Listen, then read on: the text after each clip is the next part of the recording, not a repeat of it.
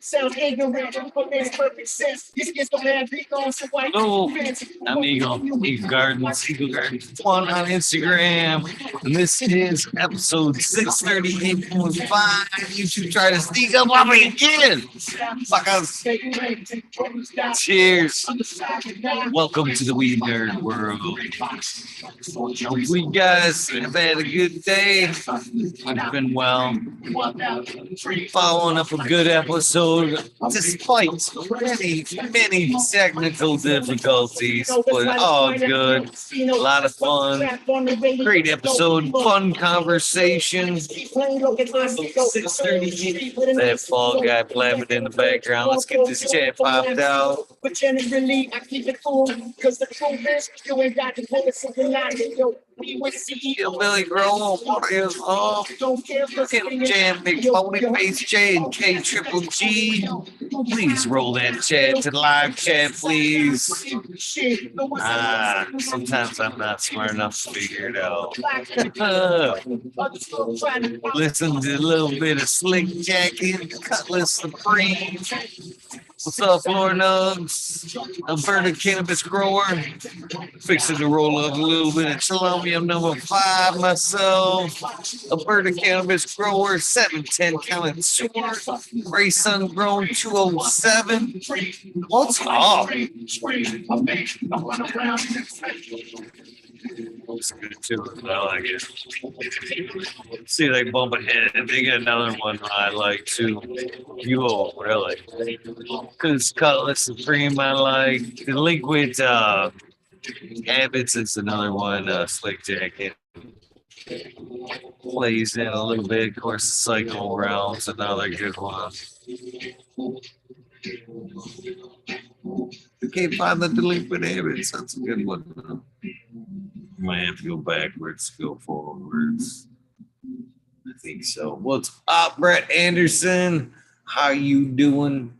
Kind of just babbling at the moment, trying to find something to listen to. I guess I gotta go back a little bit, go forward. Where is that Delinquent Habits? Keep showing me that cycle round.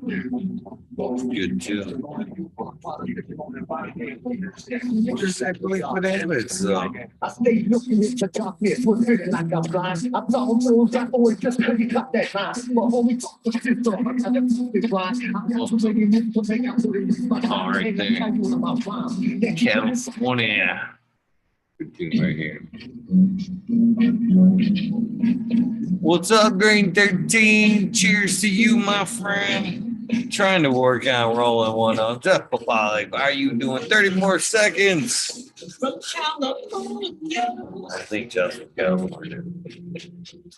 Check it in from the left coast, where we take sounds that combine sunshine with rhyme moving around. Take it low, watch the smoke we blow. Fish out a winner, some bought here. It's been sitting around for a minute. We'll call it cured. Little cured bud. Little some explosive. Growing by myself there. Summer night, we use our feet, keeping them out of danger, walking on these LA streets. So what eyes that reflect is the way. Still tasty though. But the green you see burn next door, and the birds sing the hate on something true. I think it was. I'm again right there, man. I like that fresh cannabis. Nice, getting out of mothers better watch your daughters. I like your attitude, Brian. It's a good way to be, my friend. Oh, yeah. I love that hook. What are you guys smoking on this evening? I don't see none of that yet. What you guys got in your pipe hole? Tray, daiquiri, all that good stuff. Still anchor. Gut. I don't know, Bill. I'm confused. Where's my roller go? Oh, it's all good.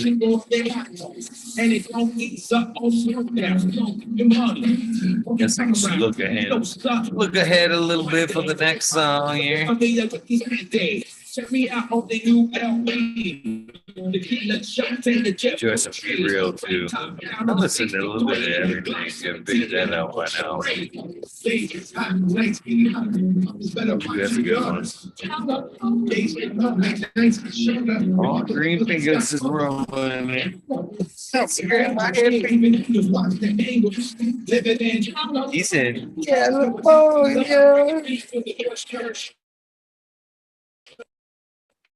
California. See if he comes in on the first try tonight. What's you know where, man? If I got that blue tone tonight, damn, like, you got that big old light being up on my head. Man, it shows you like a green tone to it, man. What's up, Cyril? Greenfingers made it in first shot tonight. What up, brother? Give a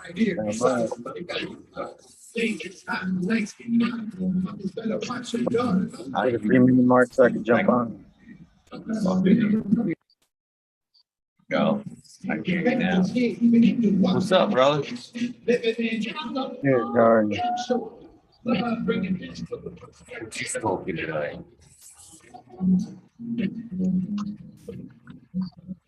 Head snatch.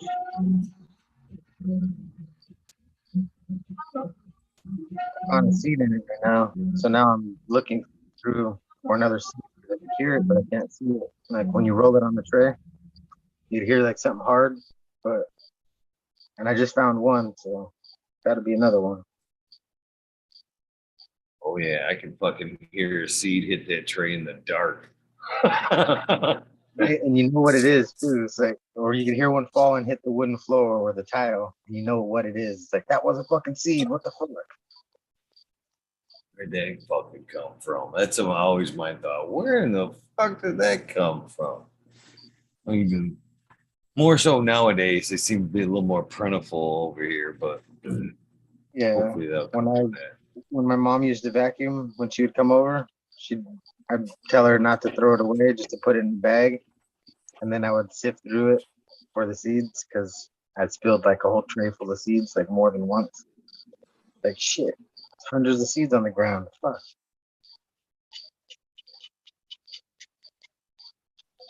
I always think that personally myself, I like drift off while I'm smoking, and I picture that garbage or that a vacuum bag in like a dump somewhere, just growing the finest day. Oh, cool. Yeah, I imagine that too. I'm like, some bum or somebody's gonna find this fucking bag full of weed, and it's gonna be amazing. It's gonna be fucking like, yes.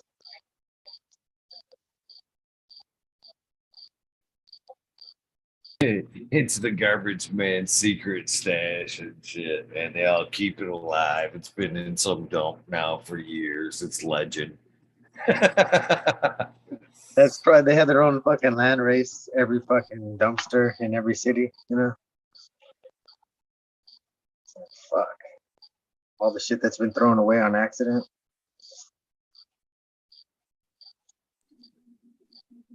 Fucking shit's super tight. Just washed it. That's fucking choking me.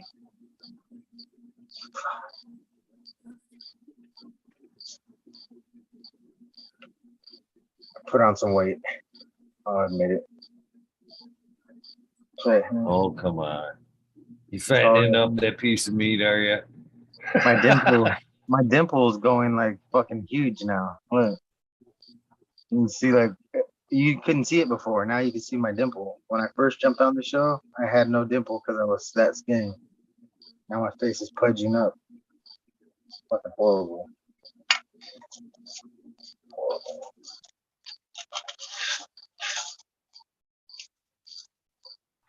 Man, it's a fucking beautiful day here in Michigan, man.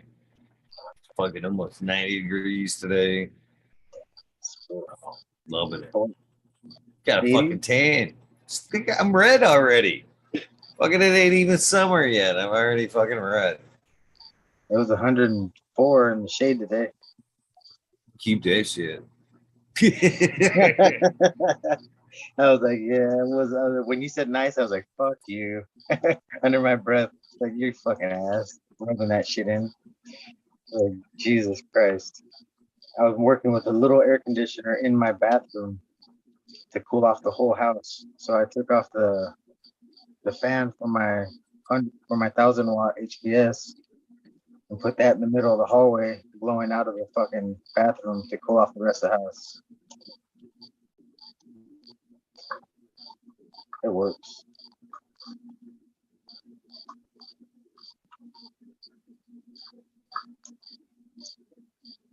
Yeah, you know, actually, one thing that used to work for me when I had a basement was just leaving that basement door open, putting a fan at the top of the steps and cool off a good portion of the house before even having to kick on the air.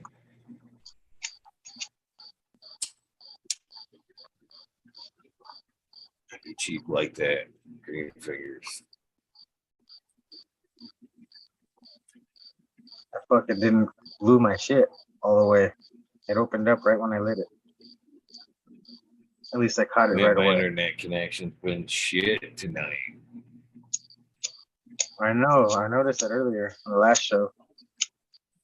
Like a little silent area popped on once or twice. I thought the show was over because I was cooking and eating. And I was like, fuck. Like, is it over?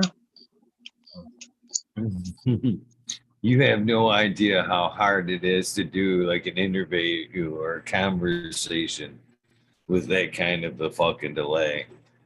Oh, I do. I was there talking to you in the middle of the desert with no internet connection barely. And you're like, if it breaks off, just keep talking and I'll be back. And like, you let me know right away because I was like, my internet might fuck up right now.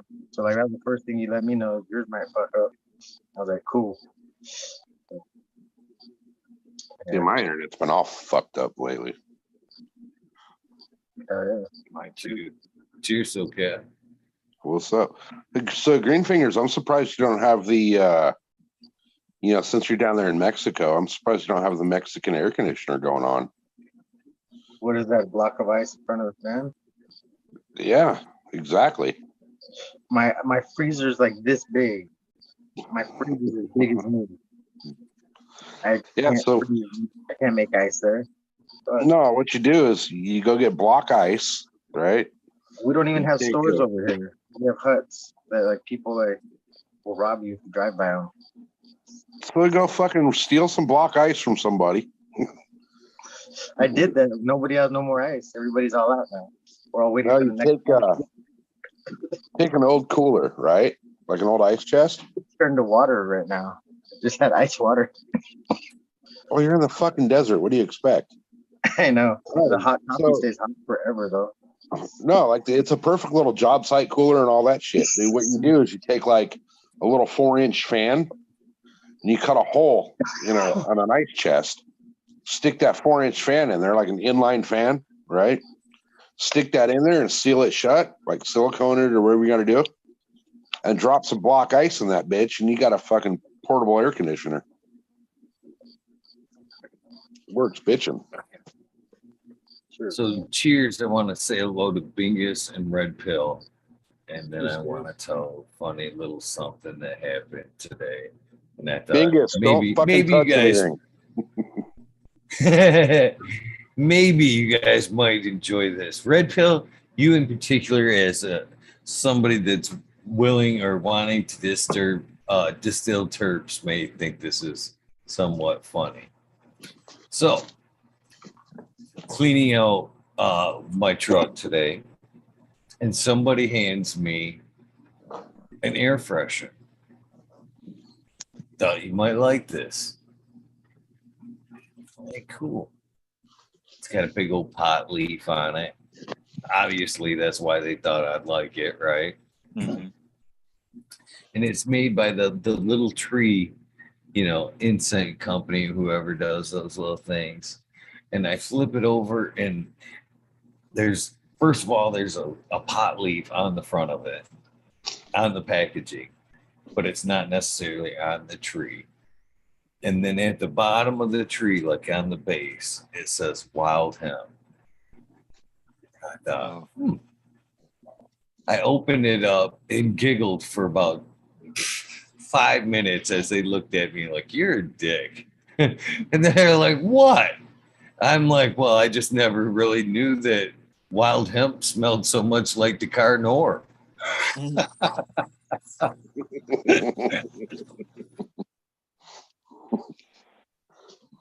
Not even the slight hint of fucking cannabis or hemp. But I just thought that was funny. I never knew. I never knew. Hemp was Dakar Noir. Yeah, It's it Qatar was Noir. that one and the cool water. What is Qatar Noir? If I said it properly. Dakar Noir. It was that fucking mill scent that you could wear in like in the 90s that was like in any restroom, bar room that you fucking slow a quarter and it just reeked like cologne forever. Gotcha. Yeah, that's what wild apparently that's wild hemp. Yeah, isn't that like the Schlitz of the cologne world? Yeah, exactly. Johnny, what's up? Yeah, How you guys doing? good one, Eagle. Good. How's your neck, man? It's doing good. Been babying it the last couple of days. Did a lot of resting. Kept my neck brace on all the time. Good. So I'm feeling pretty good today. Had a Nice. few muscle spasm days where I had to double down on my my muscle spasm, or what do you call that? Muscle relaxers. Had some nerves up in this side just going crazy and twitching. It's pretty painful. But a couple of those extra help calm it down. No extra pain medicine though. Staying low on it. That's good. Yeah, That's always good. those Yeah, nerves. I tried to stay away from the painkillers after my surgery, man. You have to at a certain point, but Yeah. you know, I I don't. haven't had any today. What do you want? What did they give you? Tramadol, 50 milligrams. Okay, Really that's what low. they gave me. Yeah, really low dose. You Because I notice it told them makes I you didn't feel like want shit anything there? high or whatever. What's that? Does it make you feel like shit? Actually, no, it doesn't. It doesn't even affect my bowels, which is kind of funny. Oh wow, Because it any made other me kind feel of like an shit. opioid would mess me up. Sorry about that. Little TMI. I'm glad you're doing good, man. Yeah. Yeah. Good interview tonight, Eagle. I like Fit Growing Goddess. I follow her on Instagram. She's very inspirational. Thank you. I wish the internet would have been a little more kind to me this evening, but all in all, she was a very patient trooper about it all. I haven't been able to see it all day. My internet's been fucked up. Matter of fact, I was trying to see what was going on just now, and it was just sitting there swirling on me. And I said, "Well, fuck this. I'm just going to jump on and see what's going on." But I couldn't tell. All right, that's fucking weird because I've been having internet problems for the last couple of days. Yeah. To the point where I did like I gave my computer the Hillary Clinton treatment. Did you with the hammer? I didn't go as far as the hammer, but you know, I poured some bleach on it and shit. And I'm pretty sure that it was the internet problems all along. Yeah, I think so, because I've been having issues for the last few days too. Are we having any sun flares? I'm curious. I don't know. Any sun buffs out there? It's been pretty active lately. Matter of fact, we've been having a few kind of disturbances that they don't even know where it's coming from. Yeah. Washington. The Smoking down some disturbances Mendo logo. That binary star is coming in. Made some disturbances. Sorry, guys. Why? What'd you do? Smoking there, Johnny.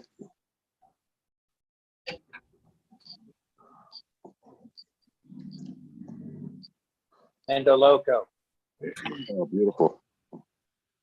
It's got a real nasty taste to it. Uh-oh. Did I lose you guys? Son of a bitch. No, We you're can hear you. frozen. You're there on my end. I can hear you. You're frozen. There he is. Moved, you moved. Oh, Mendo Loco is what I'm smoking on. Space. You didn't hear me the first time. Oh, okay. Yeah. How do you like it? All of a sudden, everybody froze on me, and I said, "Oh shit! Here we go." Told you. I was gonna make it. Fingers again. yeah. Not again. Damn aliens coming in here and bombing our fucking satellites. Shit. That was totally unintentional. Don't make me. I hope you enjoyed that follow-up title there, Bingus. I was thinking, what can I follow this up with? I was like, I hope he likes it. Oh, dude, thank you. No, I appreciate everybody. Dude, I don't know how I'm gonna follow. They brought it up last night. How do you follow a Bingus style SoCal? Yours is way more effective, brother. Just saying. No, mine just kills my little window, dude. You kill the whole fucking thing. Well, I tried to learn. I learned from the best, and I try to improve on it. You left SoCal feeling naked and insecure. If you watch the beginning of the follow-up, he was like, is that what it feels like to be SoCal? But I don't understand because we all know like that 5-second countdown's coming. We could press the button and stop it from stopping, but none of us did that. And I don't understand why none of us did that.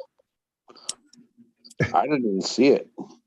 Yeah, you don't see it. I see the countdown every time. It's like You could have kept the meeting going and nobody would have realized. you can stop it from stopping, and nobody does it. I wait for somebody else to do it. I think somebody's gonna do it. Somebody's gonna do it. I'm like, Well, then fuck. fucking wait next time. I just think you guys are gonna Nobody do it else first. See what Like happens, somebody man, else when will you do it. procrastinate, the show goes down. Sorry, bro. I'll do it next time. Hands Yeah. on that. Sorry about that.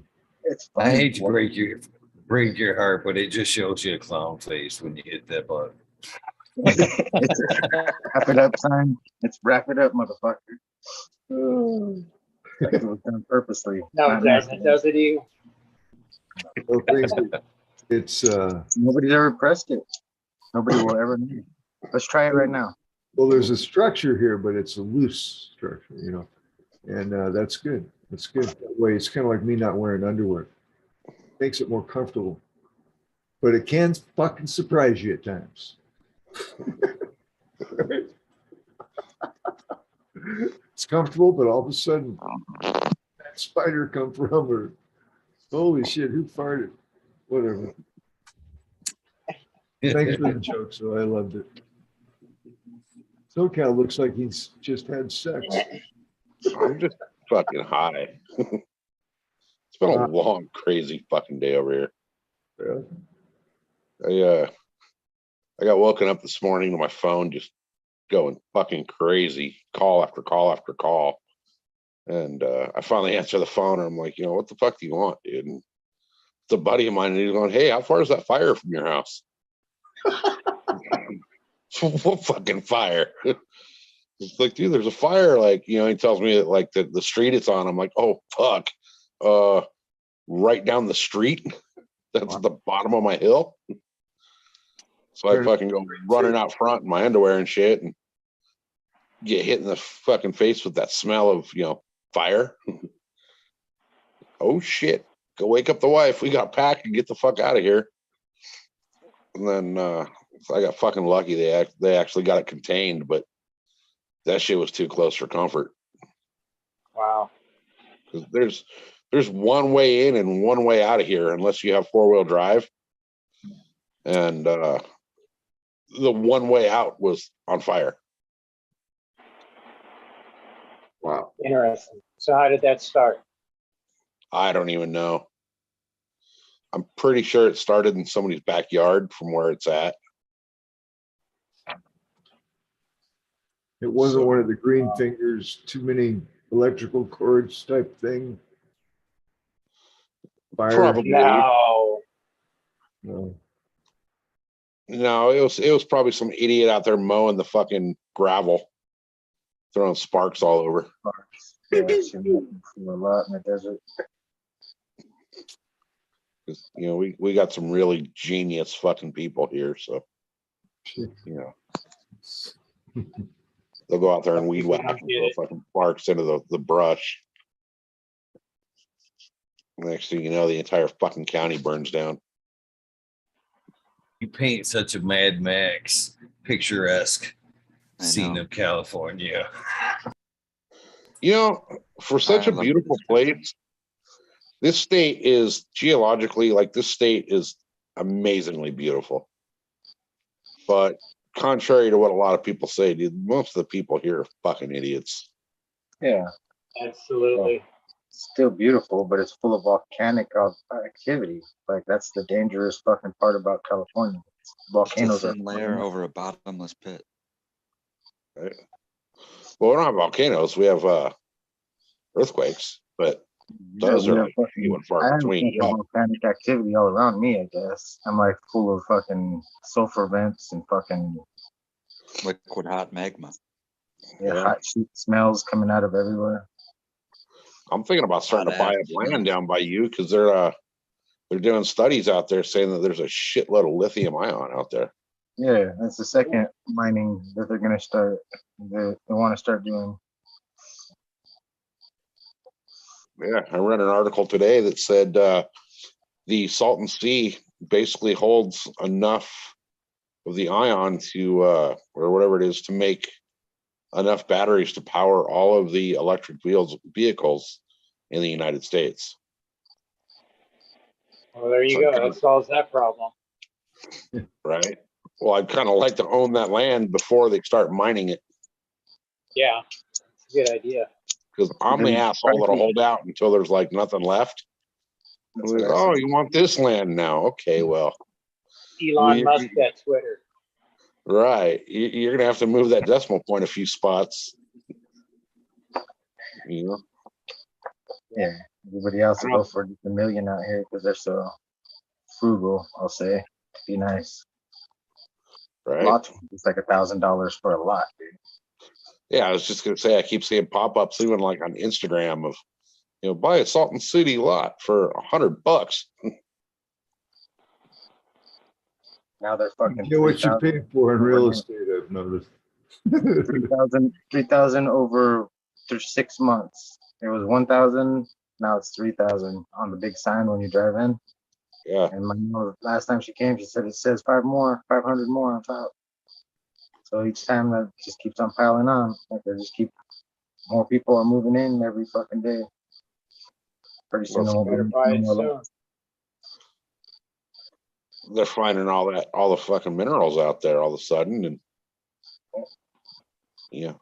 Toyota wants that for their Priuses. Yeah.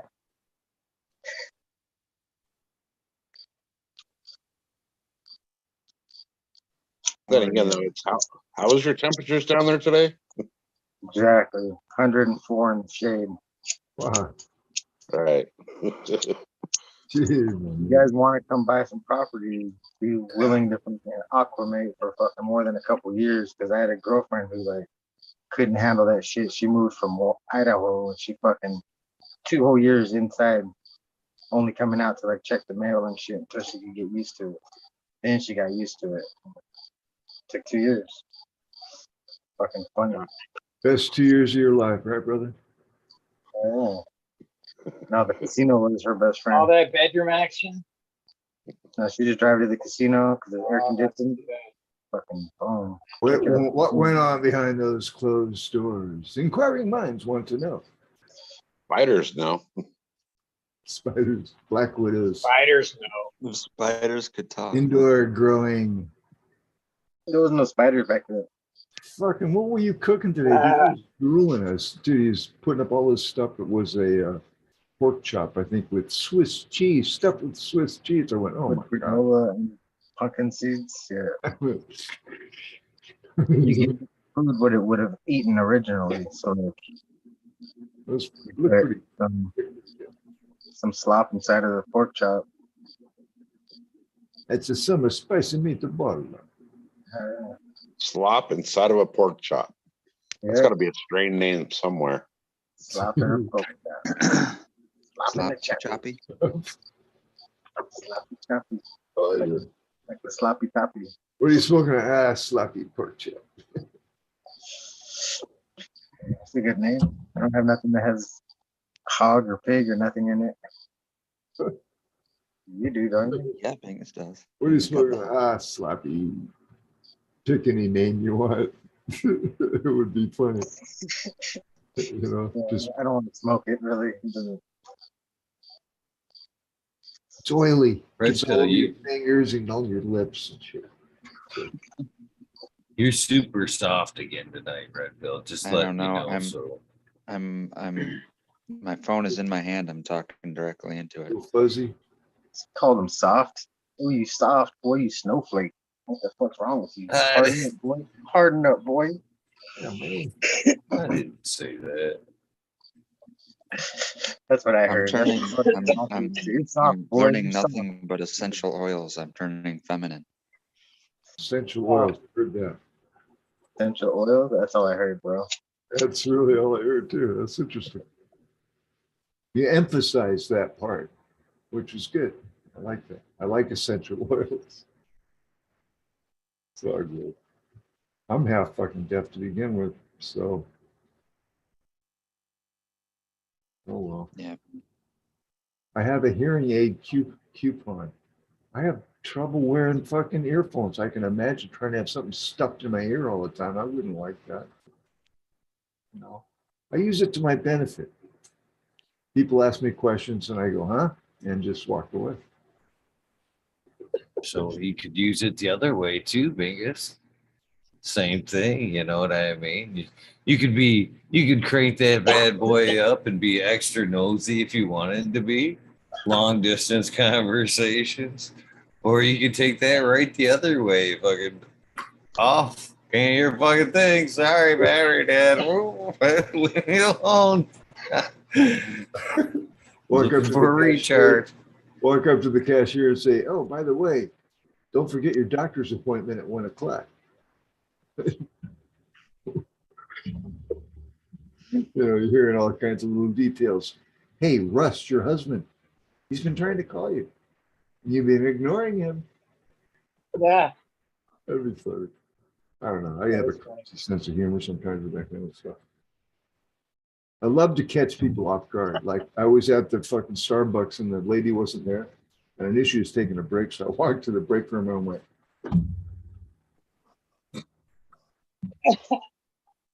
Just stood there.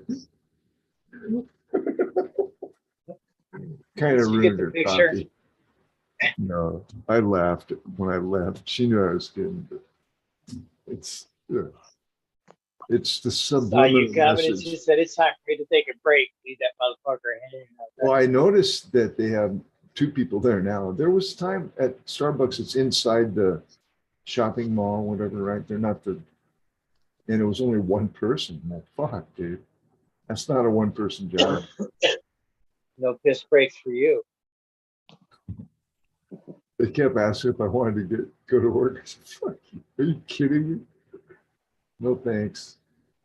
Make sure to get it that espresso put in there, would you? I don't know. I'm not really good. I've done a lot of public work. Like one of my favorites, first jobs was working at the car wash. And I made it to be the checker, where you got to wipe the car down, right? And you get to get a tip out of the customer. And boy, I was good at getting tips. And that was kind of fun. Working at the car wash. Twirling the towel. You know, I mean, Working at the car wash. Oh, sorry. I'm sorry. You took no, me that's, there. I kind of like that, John. That's good. Work. Bingus, what were you doing with that towel? Spinning it like a Like a frisbee. pizza. Like it's hard to do. Actually, you get the hang of it. You sit there and spin the towel. And it Well, it looks, looks like you got it down pretty good, my friend. I could still work at the car wash. I don't know how much tips I would get though. Get All tip. that basketball handwork there. Working that towel. I used to twirl toes. I learned a lot working, interacting with the public. I did a lot of that early on, and it teaches you a lot, man. It really does. Working at burger places, fish and chip places, car washes, you're constantly dealing with the people. Nowadays, wow, tough job. Yeah, it's crazy. Tough job, man. And you see it on those poor bastards that are behind the counter. Many of them are just, what do you want? I'm almost off. I mean, dude, don't you know we close at 9? Customer service kind of like, hi, babe. See you. We're Yeah, it's that understaffed. bad, yeah. They see that we're hiring, we're understaffed. Dude, I can sit at home and make unemployment. Why would I want to work for this piece of shit place? Now, go get me a coffee. That kind of shit. I don't like customer service work. That's a great one. I went down to San Francisco, right? When I was a young, strong man, thought I wanted to change my life. Went down to the land of the fruits and the nuts. Worked at customer service at a freaking lumber yard. Guys would bring back tools and stuff, and I'd say, by the way, there's a 10% restocking charge. It says right on the ticket, right? And I found out I was the only guy saying that. I didn't know that at the time because I was new. Until one day, this guy comes up, drops a hammer down. I tell him it's going to be a 10% restocking charge. He picked the hammer up, took 3 steps back, threw the fucker at me, and hit the security glass, which, right? Fortunately, it's that windshield glass. It just doesn't, But man, everybody just hit the ground. I'm just standing there going, what the fuck? And the guy gets up afterwards and he goes, yeah, we usually don't ask for that 10%. Fuck, but thanks for telling me. I don't know. Sorry. Kind of went off. Didn't mean to. There goes dystopic California again. Yeah, I came back. I came back when I hit the Oregon border. I got out and kissed the ground. I don't think I could work a position today where I was like, at a cash register or something and had to deal with people like that. It's tough. I'd go to fucking prison. It's you would. It's hard to restrain yourself at times. I'd be the one out there like, shoving the cucumber in Karen's mouth to shut her up. We're taking that hammer and putting it where it doesn't shine. You what? Right. Don't you see the safety glass? I'm not injured. Guess who gets the next shot? I kept my job though. They actually liked me there. They liked me asking for the 10% to management. They're like, hey, this guy's asking for the 10%. Oh shit, really? Let's see how long this lasts. And fucking I bet they had a running bet going in the office. oh, How long before a hammer gets thrown at him? I gotta disagree there a little bit there, SoCal. I think you would make an amazing fucking cashier. I can only think of the way how many creative ways you could come up with to tell people to fuck off. Like I could see you like literally putting an item in a bag and doing, oh, this is nice. Where did you find this? And they'll be like, oh, what was that? And you'd be like, fuck you. That's what he called. Excuse me, sir. Well, you forgot something. What's that? Fuck you. That would be, I could see you coming up with at least 1 million different fuck yous in a good month. the fuck off the same day. Fuck off. I'm sure I could, but then again, like my patience for stupid assholes is very low. So Fit right in. You'd fit right. To most of the customer service people I run into nowadays, they don't. It's like, it's over there. Oh, thanks. well, no, it's funny because when I was 20, I worked at a casino, and my job there was to walk around and talk to the fucking people gambling. I was customer service. If you needed somebody to like go to the vending machine and get you a pack of cigarettes, or babysit your freaking quarter machine while you're going to take a leak or whatever, that was my job. You were the guy, huh? So I was the guy. Yeah, walk around and talk to the customers. It was a fun fucking job, but I couldn't imagine doing it now. How many customers are there? That's a good one though. Gambling is an interesting industry in and of itself. Right. Crazy. Yeah, that job was, it was funny because, you work a job like that and you start realizing who the regulars are and, who's there on what days and, who's still there when you come back on Monday and they were there when you left on Friday, But I made some good friends out of that. There was, they do the giveaways and the promotions and all that bullshit. If you ever think you have a chance to win one of those, you're fucking out of your mind. Those things are the most rigged things you'll ever find in your life. Like the put your entry form in the fucking hat and we're going to draw a number or whatever, right? Well, what we were doing was in our little customer service booth thing, the microphone that linked up to the PA system for all the drawings, we kept it in a drawer.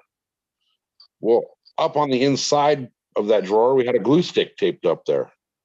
So when you reach in to grab the microphone, knowing that you're on surveillance camera, you reach in and you wipe your hand across that glue and you spin the little barrel until you see the name of the person who you want to win on the top of the pile.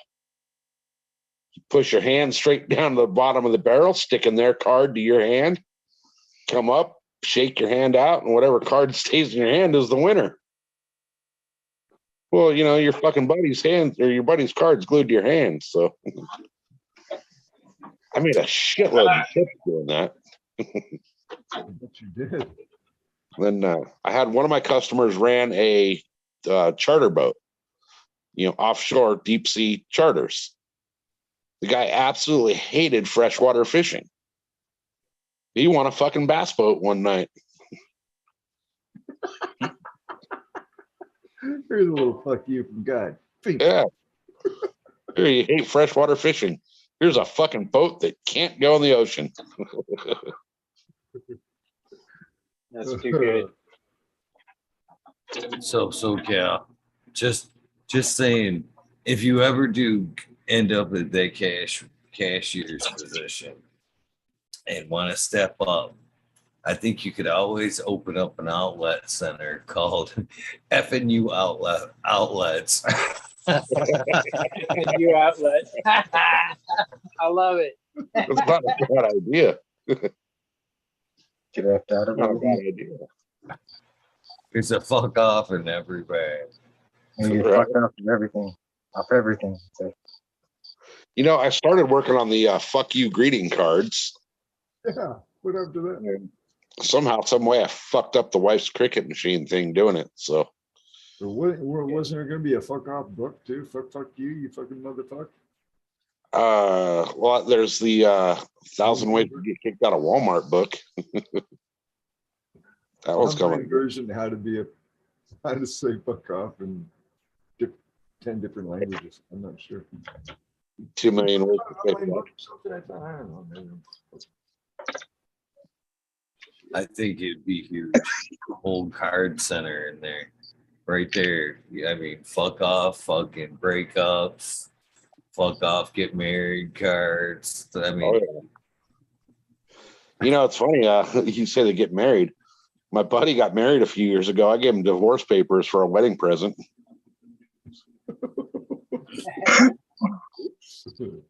I bet his wife loves you, right? Was it a we prenup paid or was legal it- fees. It's the ex-wife now. that would have been funny if he's like, yeah, I married her a month later. It's like, what the fuck? Seems like it came in handy. Johnny went robot on us. Johnny.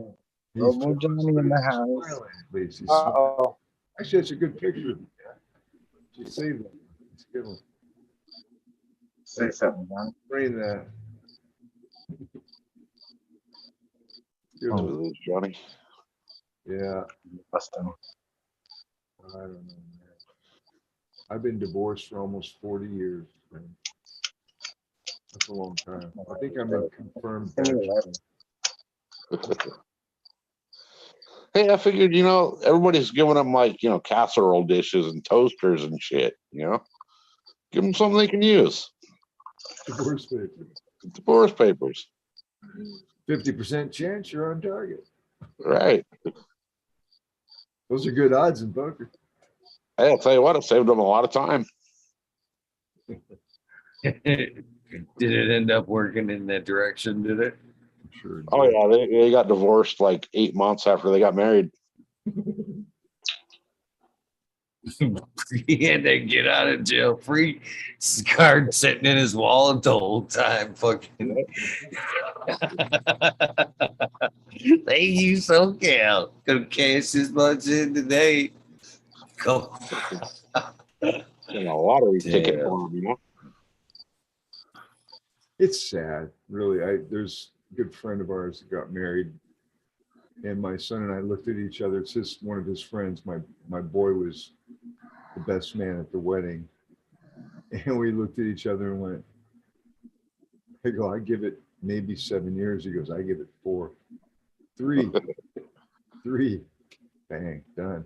He cheated on her with the babysitter. That was it. Oh shit. So it's just sad. I mean, because you can almost kind of like, I don't know. This doesn't look like one that was made in heaven. Right. And one of my wife's friends, when she got married, her husband's buddies put together a pool on how long it was going to last. Right now, I'm leading. I'm winning because I told them it would be 3 years. This month is the 3rd year, and they're failing out of marriage counseling. So It's just tough, man. It's tough. sounds kind of greedy, but I got $1,800 on the line here. So Shit. Have you been nudging things at all? no, I've been staying out of it, but I'm really hoping. I got till the end of this month. The I win marriage 18 counselor bucks. is SoCal in disguise. Right? You don't want her. She's a bitch. She treats you like shit, dude. You got to leave. You don't need him. He's a fucker. Right. Well, you're in the military, bro. You don't know what she's doing while you're gone. Yeah, What's the that's what terrible friends scene do. player? I'm an asshole, dude. I'm going to hell. Oh yeah, you are. Going to fucking hell. I don't think the culture is made out to have monogamous, long-lasting. I mean, if you can find that, I mean, God, that's awesome.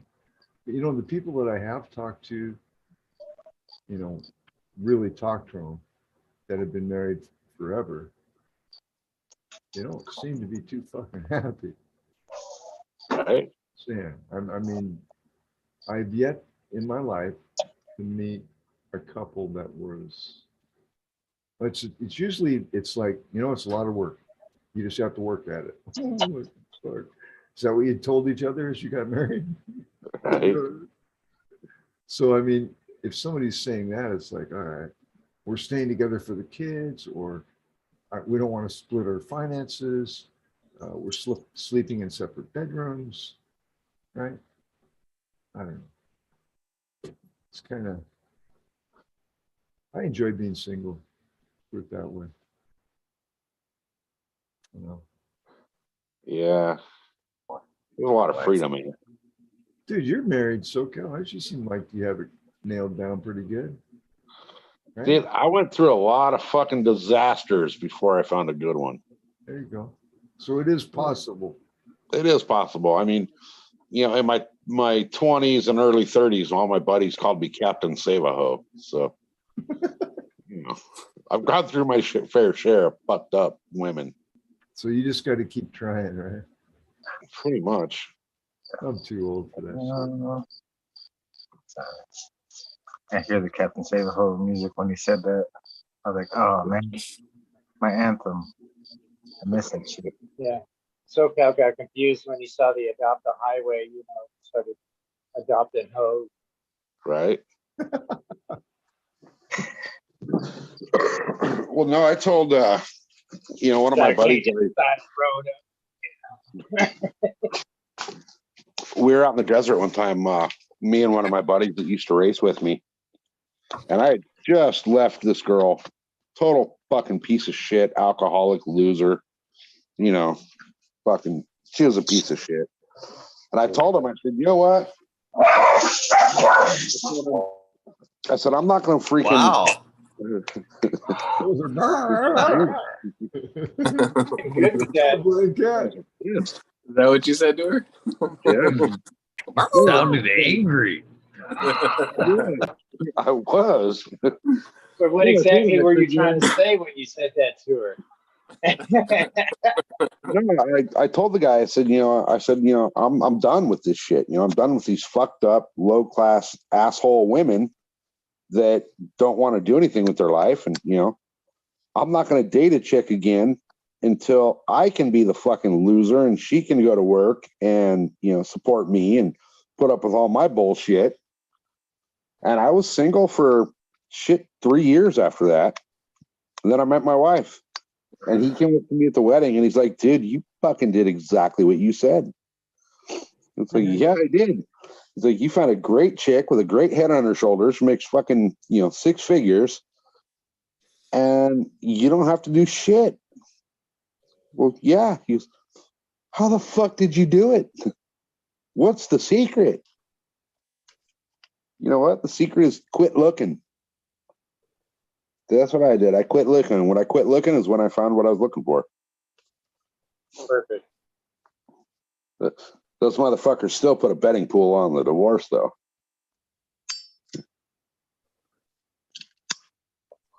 Right on, buddy. I'm glad it's working. That's what friends do. Yeah. Yeah. Well, I got one more year until I don't have to worry about that pool. One more year.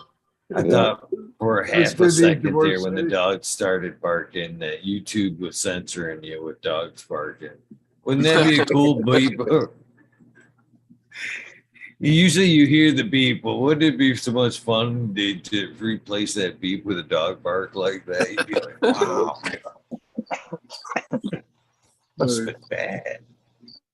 It was your guys' fault. He was barking at you guys. I always start, swatting at my ankles when I hear that kind of noise. It's an automatic. Biggest Yeah, looks like he's doing a jig over there. He's like tap dancing. Yes, sir. Sure. I used to tap dance. I used to do ballet. Stuff like that. Seriously, when I was a kid, I was so fucking clumsy. My stepmother gave me dancing lessons.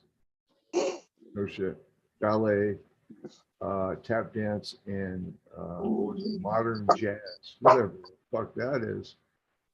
I did that for 3 fucking years and hated it, but it did improve my agility. Didn't you say you were a football player too? Yeah, that's where it paid off, basically. Yeah, I was gonna say. Yep. It paid Cool. off. But long legs and I don't know, dude. Dancing, I like dancing actually, to be honest. But ballet that's tough, man. I mean, the ballet teacher was what was his name? He's from Russia, and he was tough on me. And I was like 5. I was there from 5, 6, 7, 8 till I was 8 years old. I got pictures. It's crazy. I look at that and go, who the fuck is it? You can't fucking say you got pictures of that and not go show them. No, man. They're in the garage in the chest that nobody goes into. There. Well, we'll be here tomorrow night, so. No. I have one where they would have these dance recitals. You're a little kid at a recital all dressed up in whatever the theme was, It's kind of interesting. That's kind of a little known fact about the Bada Bingus here. So what you're saying is There's a picture of Bingus floating down there, like out there dressed like a swan, doing a fucking little dance. I have I know, and I feel like this ballet- is the point of the interview where I would normally just kind of like get Indian style and be like, "That's all right. I can talk to chat for a minute. Go find that fucker." Right? Yeah, I need to go load a bowl. So, dab song. I'll take a look sometime. I don't know. All right, ballet and tap dancing was cool. I like tap dancing, guys. That was fun. You had little taps on your shoes, and it was cool. And Im- who was my stepmother was a big fan of Gene Kelly back then. Was it's this song and dance guy. She thought I wanted to be a song and dance man. I didn't really have a fucking choice about it. It was do what they say or get your ass kicked. I was pretty good at changing the channel on the TV as well. And I got Yeah, good those at were different times. I got good at imitating the commercials. That's where this voice comes from. And now here's Tom with the weather, right? Because I would do that at the TV and make my dad laugh. And guess what? I wouldn't get my ass kicked. You know, that kind of shit. That's where that kind of shit comes from. That's where a lot of Humor saved your ass, right? people get that I way think so. when you learn how to dodge beatings. You know? Johnny, as soon as you said, my mind, I swear to God, is too visual sometimes. I told you guys this a million times.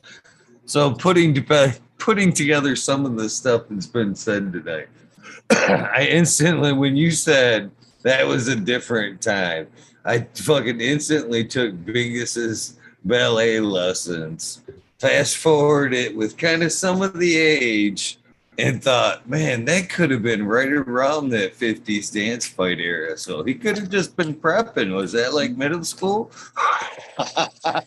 Right before the dance battle era? Well, you guys don't realize that we had rap music back then in the 60s.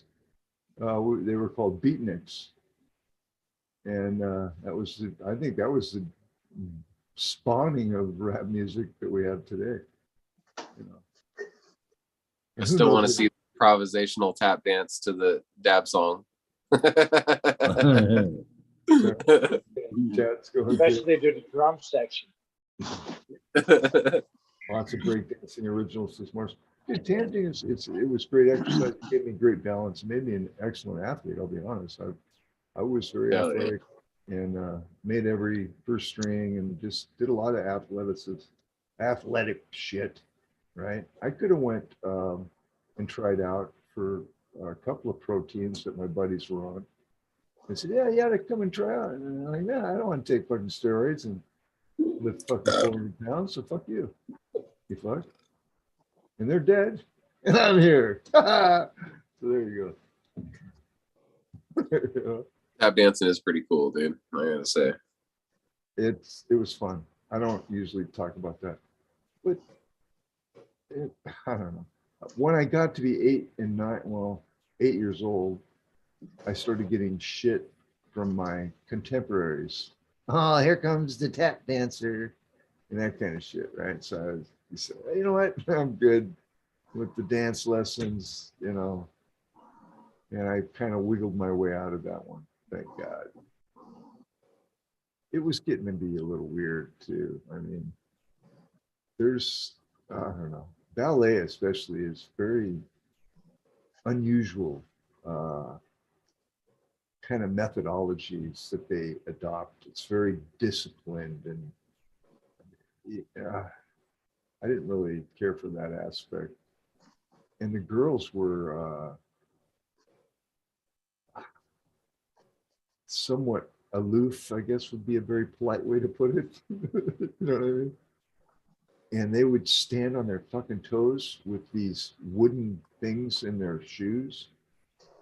And then you don't get to see their feet.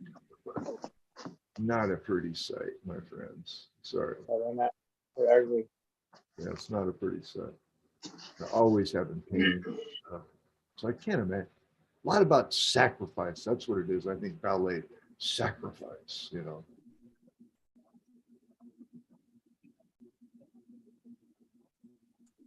Absolutely. Anyway, it was fun for a while. Yeah, the way I got good on my feet was running across the mud flats. They dredged out the bay down in Goose Bay, and they filled up the old cow pastures because they wanted to get bigger ships in, make more money. You know, that's how the shipping yards work. And so they dredged out the bay and put all that silt out into it, and it filled up all the cow pastures. And after it dried up, they called it the mud flats, and it had large cracks all over the place. You know what I mean? It dried up like mud would, you know, with clay in it. And so basically, you had little sections all over the place, all across this thing, and it provided many of their quad fights, and it was an awesome place to hang out and play. And it was probably pretty nasty, but nevertheless, we used to have races running across that, and I could always beat everybody because I could hit all of them without falling into it and breaking your leg. Nice. Yeah, it was pretty. It was fun. Everything was a challenge, but we always had lots of dirt quad fights out there. Good old days. Good old days, man. At Yeah. the time, I didn't think they were so good. Believe me. I did. I couldn't wait to get out of my house when I was a kid, man. Fuck. I left when I was 17. My dad passed away, and I was like, adios. I'm out. I never went back. Very abusive place. My dad was more of my savior, really, from my stepmother. She was an interesting lady. I forgave her a long time ago. We all have these little issues. At least I think we do. I haven't met somebody that doesn't have some kind of childhood trauma. You know what I mean? I mean, many times the trauma is not even what you think it is now as you're older. If you go back and ask the person that was involved, it's like, well, no, wait, it didn't really happen that way. All right. It wasn't really negative towards you. You just interpreted it that way because you were young and scared and didn't really understand, you know? And then you carry that grief or that trauma all the way through life. And it really wasn't even intended to be that way from the beginning. So, I mean, that's how complex the human instrument is. We're, I think, very emotional deep down. Those that aren't, I think, are the ones that are the most emotional, but they gotta fucking keep it all under control and just, you know, very stoic. And oh, yes, oh, wow, of course. I mean, who wouldn't, you know? I mean, that kind of stiff, right? I just like to let it all fucking hang out. I don't give a shit half the time. Especially since I found this place that I visit here frequently for the last couple of years. It's a little dive on the internet called Talking Fucking Shit with Eagle.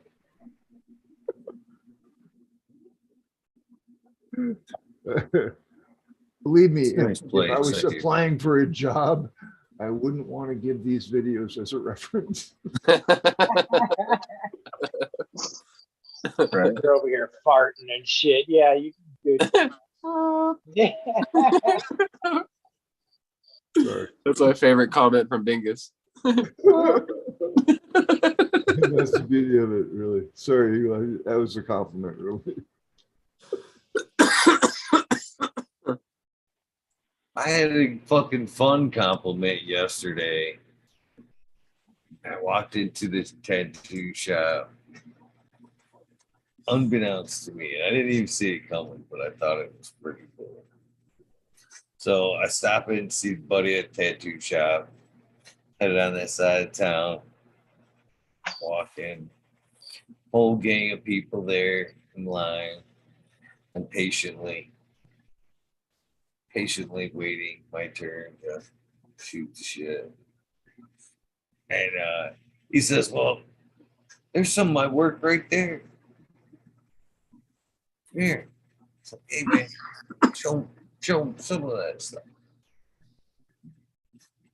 And one of the people that was in the group was like, I know who he is. I watch him on TV.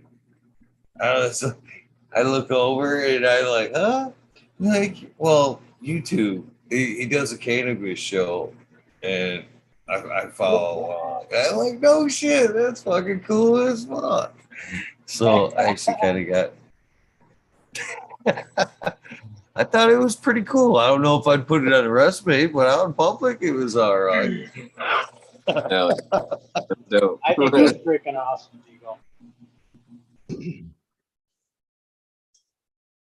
Did I know you- that motherfucker. I see him on TV. My resume is round file for many years. Many years. Yeah, I don't work for others too well. You know. Woodworking is fun. I keep threatening on setting up my garage as a shop, but I'm having too much fun growing weed. You know? If I start Growing weed is so woodworking, fun. woodworking is like a disease too, guys. Once you start getting that sawdust in your veins, it's in my veins, man. I love wood, period. Like I'll walk by something and I'll go, oh wow, that looks like ash. And I start feeling it and shit. You know, it's like, you okay there?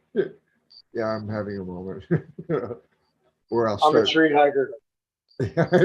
I'll start eyeing woodwork to see how straight it is, and I'll start looking at miters, just weird ass shit, baseboards. Who does that shit? Ex-carpenters, maybe. I've got fucking beautiful hand planes. I actually fucking have been the same way. I've been working on the old work truck. You know, my woodworking, my carpentry truck last little bit, man. I sat in it the other day. I opened that door and I sat in it, and it was like a fucking hug. Swear to God, it was like a hug. It just like, God, I miss this. I miss you, girl. Ran my hand over the dash. I'm like, oh, I miss this truck. And yeah, same thing with like the woodworking.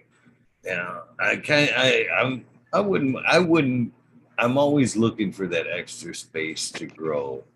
But you know, I would think at this point I would welcome up just a little bit of extra space to set the shop back up, because I still have all my planers, my joiners, the fucking all that good shit, drill presses. Yeah, I've got everything still. It's here.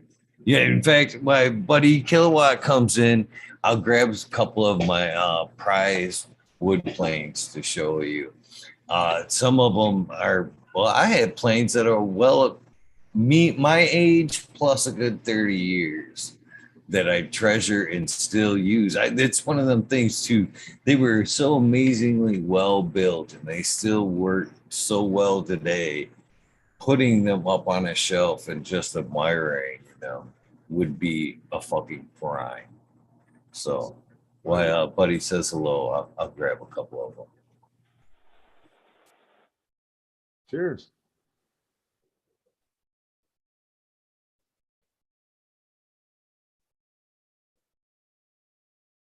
You're muted, buddy. Yeah, I'm mute. Yeah.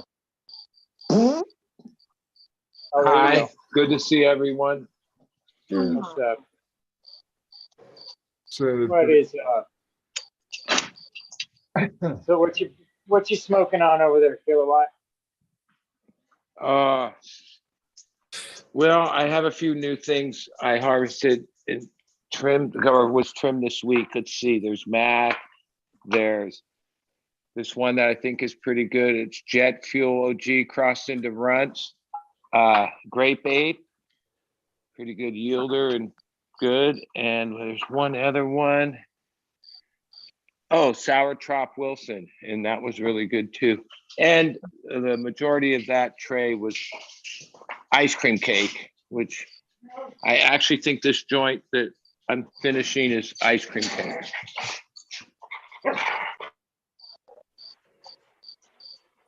Oh, yeah.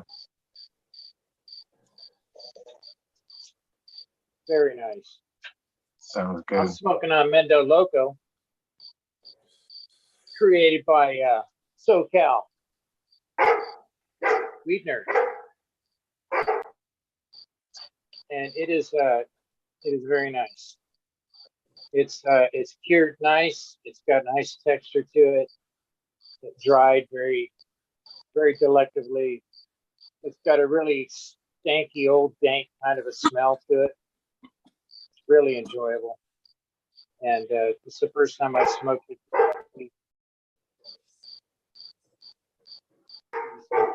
So I wanted it to cure. Are we getting that Tasty. YouTube dog sensor again? Yeah.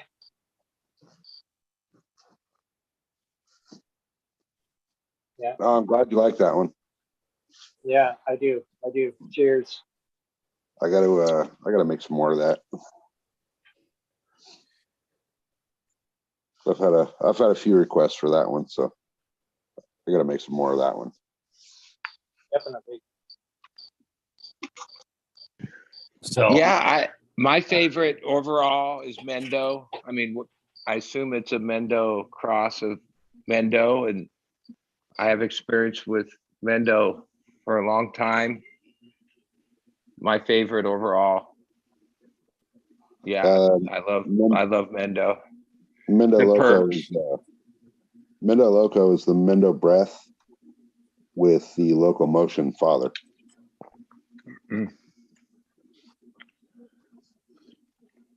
Yeah, there you go. I have one of the keepers that I kept out of the Runch crosses that I ran.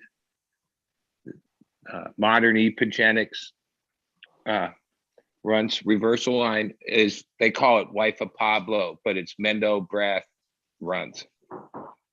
That's out of about a dozen different Runch crosses, which they were all pretty good or good, but the one I kept, no surprise to me, the Mendo cross. And then Blackwater was one of my loves of my life, and that was Mendo crossed into SFE. Pre-Mendo breath days when it was just Mendo perps, Granddaddy perps, or there's so many. Even the Great Bait, I don't know what its lineage is, but to me, that purple that I taste there is probably coming from some Mendo lineage. So I'll just hold them up a little bit, but this is one of my favorite, and this is one of my oldest. This is an old Weissner, basically edge planer. And this baby fits in the palm of your hand and works so beautifully as far as cleaning up some edges. As you can see, I've stuck a little board there to make my edge a little wider, but you guys can talk. I'll just kind of hold up some of these. I have collection of my dad's tools, and I think he has some planer. He made custom picture framing on like museum quality, like hand carved and capoed all the, yeah, he was like a craftsman with wood. He taught me a lot, and when he died, I Is that a groove? no one else in the family wanted any of the tools, and I have a section of my storage that's all of his old tools, so I can relate to the woodworking stuff. An old long plan, Stanley flat plane. I'm telling you, I've got a whole He said this is only hurtful. Shit just reminds me of 7th grade like a motherfucker. So Love it. Chop class. Yep. Yeah, I used to have a shitload of planes too, man. Love shop class. Oh, That shit was fun. Mhm. Right on, man. Old, nice little Stanley, a well-kept Stanley. You know, it isn't until you kind of get into working with wood again like this that you realize, man, how far. Well, I've always been, for one, when I got into carpentry, finer woodworking, I kind of fucking always found it that little depressing that we had all these awesome tools at our disposal and we didn't put half the craftsmanship into shit from back in the day, and they worked twice as fucking hard to do some of that shit, which it always broke my heart. And what even worse is I see more and more of the nice tools come in. I completely seen, awesome carpentry come to an end. You know, it was more the Home Depot trim. Nobody wanted to put that extra fucking coin into fucking wide base farm trim, the wide doors, multi-layer stack shit. Nobody wanted to do that shit anymore. Even getting a hold of quality wood is like it's hard and rare and expensive. Another, this is the old boy right here too. Oh, I forget this camera. Yeah, like overall, a lot of the arts have died in the modern era, but woodworking seems to have, very few people really do like high-end craftsmen, whether it's making tables, furniture, so many things, but yeah. You know what I want to get into is that those resin river tables. Have you guys seen those? Oh, those are badass. Yeah, they were nice. I want to do a couple of those. You can actually heat them up with a torch and change the design of them and shit. That shit's really cool. There's the mini planes. Several different mini planes. Yeah, I have a couple planes, but what I have are a few sets of old. Well, I'm not even sure. Are those working mini planes? The tools you use? Yes, they are. To carve wood. What are those called, Eagle? Like the hand tools that are super sharp. Chisels. Carve. Chisels. Well, yeah, chisels. But these are like to make intricate carvings, so they're like all different sizes, and that was my dad's thing, like hand carving. It's just like a carving kit. I've got some of those right over here too, gouges and shit like that. Yeah, man, I tell you what, one of the things that as I got further and further into my fucking woodworking career, learning to fasten wood without nails came more and more important to me. Learning how to fucking, dovetail shit together, different woodworking joinery, fingertail, shit. I got tired of fucking breathing fucking dust, sanding, all them power tools and shit. And that's when the love for the planes and shit came back.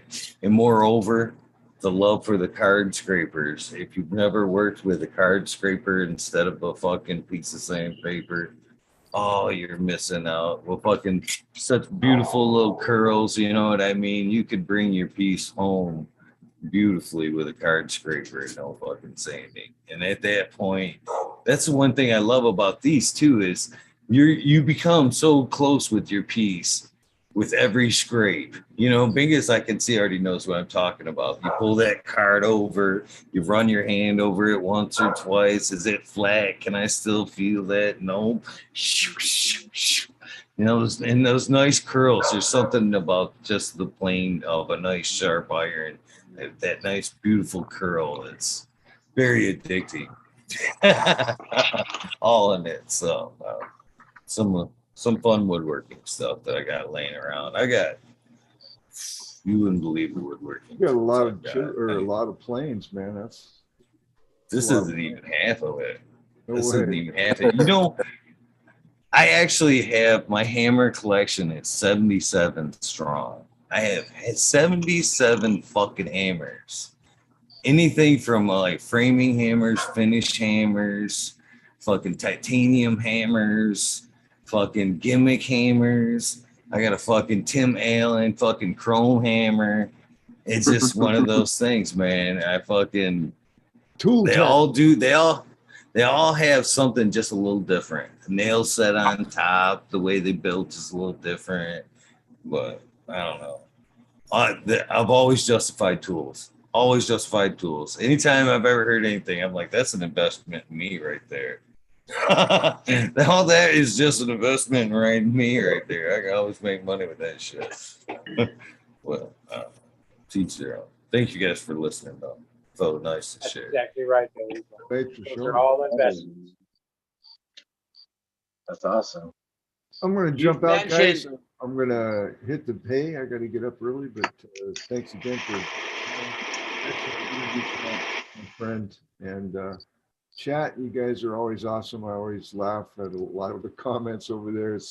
Keep them coming. All right, weed nerds. Cheers. Right, Bingus. Now, you've mentioned Bingus, that love you, brother. you're semi-retired from woodworking. Mm. Is that? I'd are still you- love it. Well, So you take you know- take a job if it was the right job. yes, sir. Very, very much so. And it's not necessarily the dollar amount anymore, buddy, either.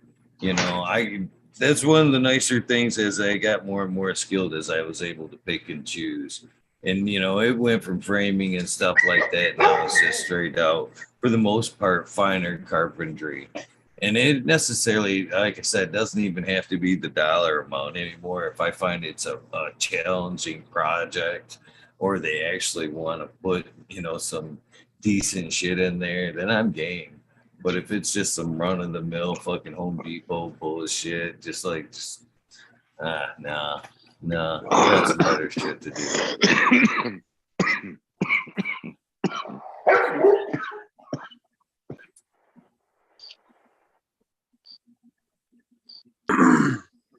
So do you like make art like at the end like with wood or whatever yourself, like make artistry pieces, or do you are you more like making designs within the wood? Or I don't know, I'm not sure what my question is, but I'm just curious what type of. Well, my skill set is I have anything really. Curio cabinets, I can inlay wood. I can make stuff, cool shit, bowls. I know how to fucking turn wood. I can staircases. I did a few years building fancy staircases, bend wood. You know, I enjoy know making more round it's really pieces. really rare wood now. But have you ever worked with this wood called koa wood from Hawaii? Yes, it's a sacred wood. Yeah. Yeah, I know a little bit about koa. My dad used to make picture frames with koa, where he would just lacquer, you know, but it had to be sanded, like beyond perfect, for it became like translucent, right? Because it's basically burl type of wood. It's a trippy wood, but you can sand it, and if you get it right, it looks like glass and it's like translucent. And yeah, that was my job as like a teenager, sanding. And koa is like a hardwood. It's toxic. Like I should have had a mask on and all that, but in the 70s we didn't think that way. Yeah, he used to just get koa raw from Hawaii, and then he had a lathe, and he would make the raw molding, and then like a strip of it or 4 strips of it could take like 2 weeks of sanding, like every grit all the way to the steel wool, and then it still wasn't good enough. And yeah, he would show me, because if he sprayed the lacquer clear and it wasn't sanded right, it didn't do its thing. But if it was done right, yep, it was like translucent wood. It would look like you could see right through it. Yeah, beautiful. I'm gonna grab a couple of things for you guys just because I know shit was handy. Actually, maybe tomorrow night or one of these nights when I got some time, I found like my old like customer book was under the fucking seat of my truck.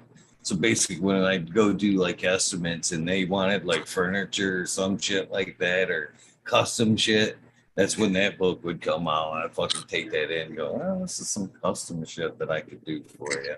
But I'll go grab some shit there right now, some quirky shit that I used to do. I used to do like, I did a stint there where I built fucking like, and I used to do like limit everything to 28 too. I would only build 28 pieces and that would be the limited number. I always loved the thought of limited bullshit because it can't, a lot of that shit couldn't be duplicated. But like chessboards and shit like that, I'd actually make the chess pieces and shit, carve the pieces. I've got a bunch of those tables. I did CD towers, fucking DVD towers, curio cabinets, tables, bowls, serving trays, fucking bunch. I mean, just it's toy boxes, fucking entertainment centers, fucking I actually did a wood floor one time that was fucking oak and walnut, and it had a wood oak floor with a wood walnut band and then a company emblem inlaid in the flooring, which fucking took forever, but it was fucking badass as well. I've done a lot of cool shit with it, but I'll grab some more of that shit real quick. I'll be right back. Cheers, Stoney. Welcome. Cheers. Cheers. Well, we talking woodworking. Thanks. I made a few drums, man, snare drums. Let's And just- I made one, and he's talking about koa wood. So yeah, I worked with koa wood on that shit. It's a pain in the dick. But when I it's imagine done, that wood at this point is had to be so expensive and rare. it's very expensive. Very, very Like, expensive. There's But very few trees, and anything- only grows in Hawaii, from what I know. Yes, that's correct. And it's like one of the best woods for drums because it's a hardwood maple. Oh yeah, drums. So they So what would kind layer of- they'll layer these shells with like a koa and a maple because you'll get a certain tone out of those drums that is just so fucking sweet.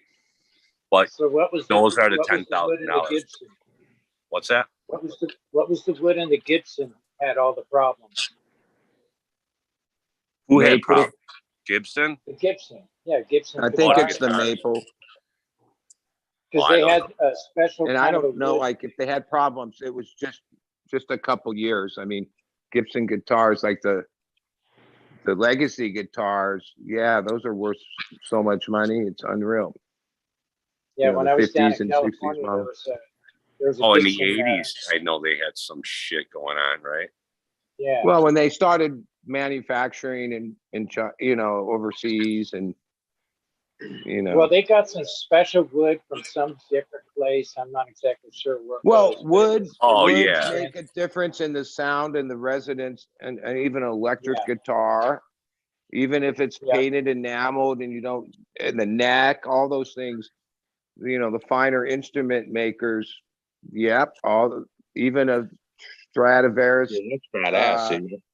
violin, it's Yeah, really what the was the wood first that one? he used that what makes those violins sound Oh, the way wait, they hold on. do. What are you showing us here, man?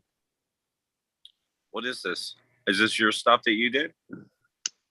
Yeah, these are stuff that I built. I actually thought of the other day, I was thinking, man, I should inlay some trays like these and make them for some of the Weed Nerds for a giveaway. Do like a Weed Nerd World emblem and then inlay it in here like this and just make a nice little set You on your could tray. you on your could set up a booth at a farmer's market just with items like that you make, and charge quality price for the quality item, and I don't you know wouldn't have to if work this for is a anyone. bad thing or not, but if you really seen a lot of my like serious work, you'd probably be like, what the fuck are you doing growing weed? Seriously, man, what the fuck are you doing But I growing can see, weed? yeah. Well, wait, These are I like see. these you're are a like some of my perfectionist, bowls and shit, shit and like this. how many hours do you have stuff. into an item like that? Not well. I can pump once I get like something like this set up in my head. I can pump shit like this out pretty quickly. Well, once I've okay, got because that's the key. My dad was crazy I'm a and a jig guy tweaker, too. Once a I've got something like perfectionist. nailed down, I can fucking want to pump it out. I'll make a jig. I'm not afraid to save myself and make a jig.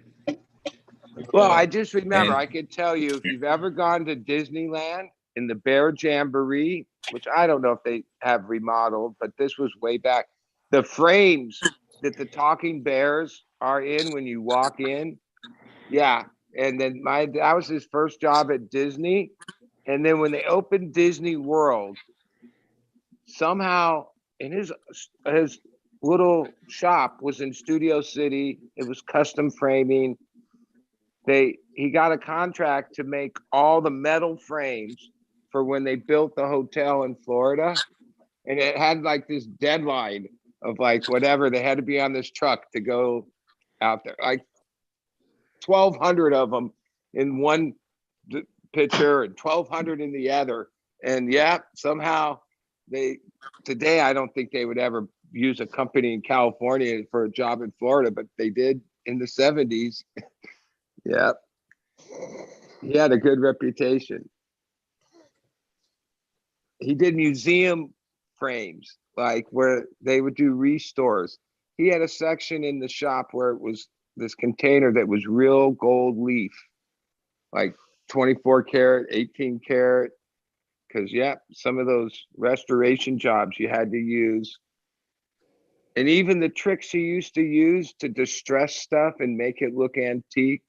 Like he taught me all this stuff, wormholes, like we would use a pick, but you had to do it a certain way because that's what that worm would look like in that wood. Like he was crazy with all that shit. He was a craftsman, man. Oh, that's cool, Eagle. That's sick, dude. This is one of my business card holders that I used to make back in the day too. I would make these in fucking basically whatever kind of wood, scrap wood I used to have laying around. It's a business card holder. So basically you put this in your pocket. This one here looks like it's walnut with a little bit of a Brazilian cherry on the ends there. And so it fits nicely in your pocket. You can fit your business cards in there. You could actually, pop one out if you had a business. Yeah, here you go. Here's the card. Or you could actually take it if you're at your job and flip it around and set it on your desk and display your business cards, for It's got somebody hinges? there.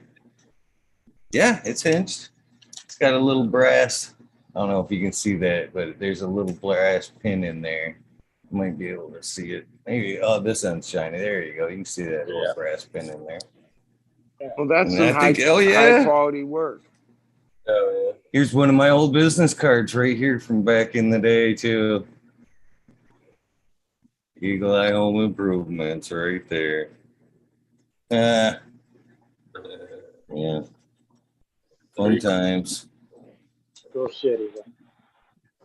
All you carpenters have that little shit going on, though. A lot of you guys do. Like the trim carpenters and shit. They are always making really cool stuff. Definitely an art form. Oh, yeah. A good trim carpenter, man. Yep. When I was doing those $10 million, $20 million condos, yeah, you were the best of the best were in those places. They didn't. Well, like out here in the coastal area, well, all of California, but I know of San Diego, one of my oldest friends, he's a custom guy. And yeah, the amount of work that comes out of the $1 million coastal houses is, and even the amount of, my other friend is a demo company, whatever, I forget what it's called. Dude, he's always like going to like houses that look pretty good to me and demoing the whole thing for they can redo it, the $10 million houses or whatever. And they always need craftsmen because there's very few people that have those skills anymore. There's plenty of people that can whip out track houses and do all that shit, but custom work, no, there's not enough of them. Yeah, some of those houses, well, Buddy will know this spot, but like down by There's a spot out here called Bird Rock, and it's basically La Jolla, you know, but some of those houses down there, he's not lying, they're 10, 12, 14, $18 million homes. And you walk in there and you're walking into a fucking museum. You know what I mean? Well, a lot of these houses like go on the market and are like perfect. You would walk in there and think perfect, but the kind of person that spends that kind of money, they don't want whatever somebody else did. They're gonna right away tear everything out, put their own kitchen in, their own. Yeah, that's a big thing when you got money. And yeah, on the certain area in California, yep, that's where all the money is. Most of those people barely even stay in those houses. No, those people that own those 10, $20 million homes, they live there, like here in Chicago, these condos down here. Maybe a month, 2 months a year. That's it. Take the grandkids to the beach for the week, and that's it. They actually, for Chicago, a lot of them come down at Christmas time. So they'll come down like around like at Thanksgiving, and they'll stay through Christmas, and then they'll leave and go to their condo in Tahiti for New Year's. Well, one of the big issues in San Diego is the erosion, right? And the amount of money that's spent with engineers and crazy, like some of them are like propped up with, you know, they use concrete and any means they can, but ultimately the coastline is eroding. It won't look the same 50 years from now, 100 years from now. Even here, the Amtrak train tracks are good distance from the coast, but they're close enough to the coast that there's these sinkholes and the track lowers and has issues, which, yeah, when you think about the value of these houses that are the ones on the edge, built on the cliffs, all that, yeah, I can't expect that it's going to be there without like 50 years from now. You just look at coastlines. That's what the ocean is doing, breaking up the coast. Well, if you guys have ever watched like the professional golf tour,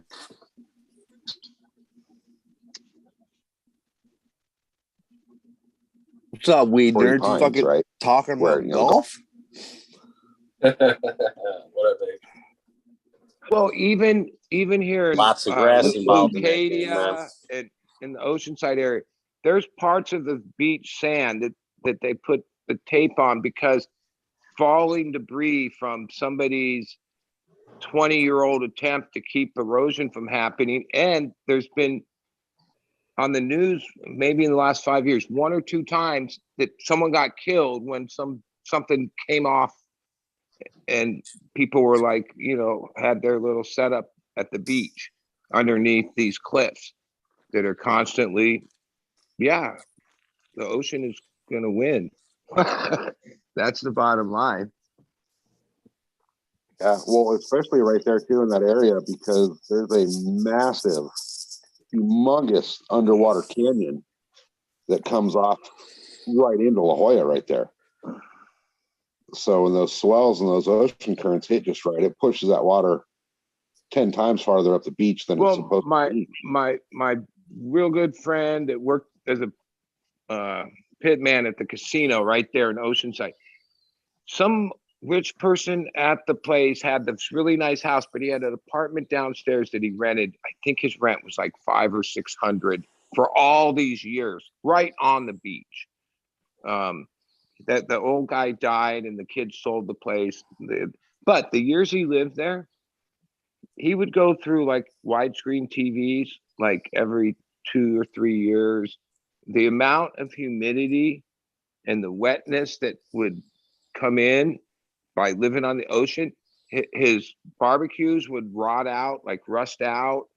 Like knowing him for all those years, I realized, holy shit, your shit's always fucked up. His stereo would fuck up. Any kind of electronics would fuck up because of the ocean being that close to the ocean. Well, you get that morning and afternoon fog layer that rolls in. It's saltwater fog. Yeah. It's all off the ocean, pulling that salt, and it just fucking destroys everything after a while.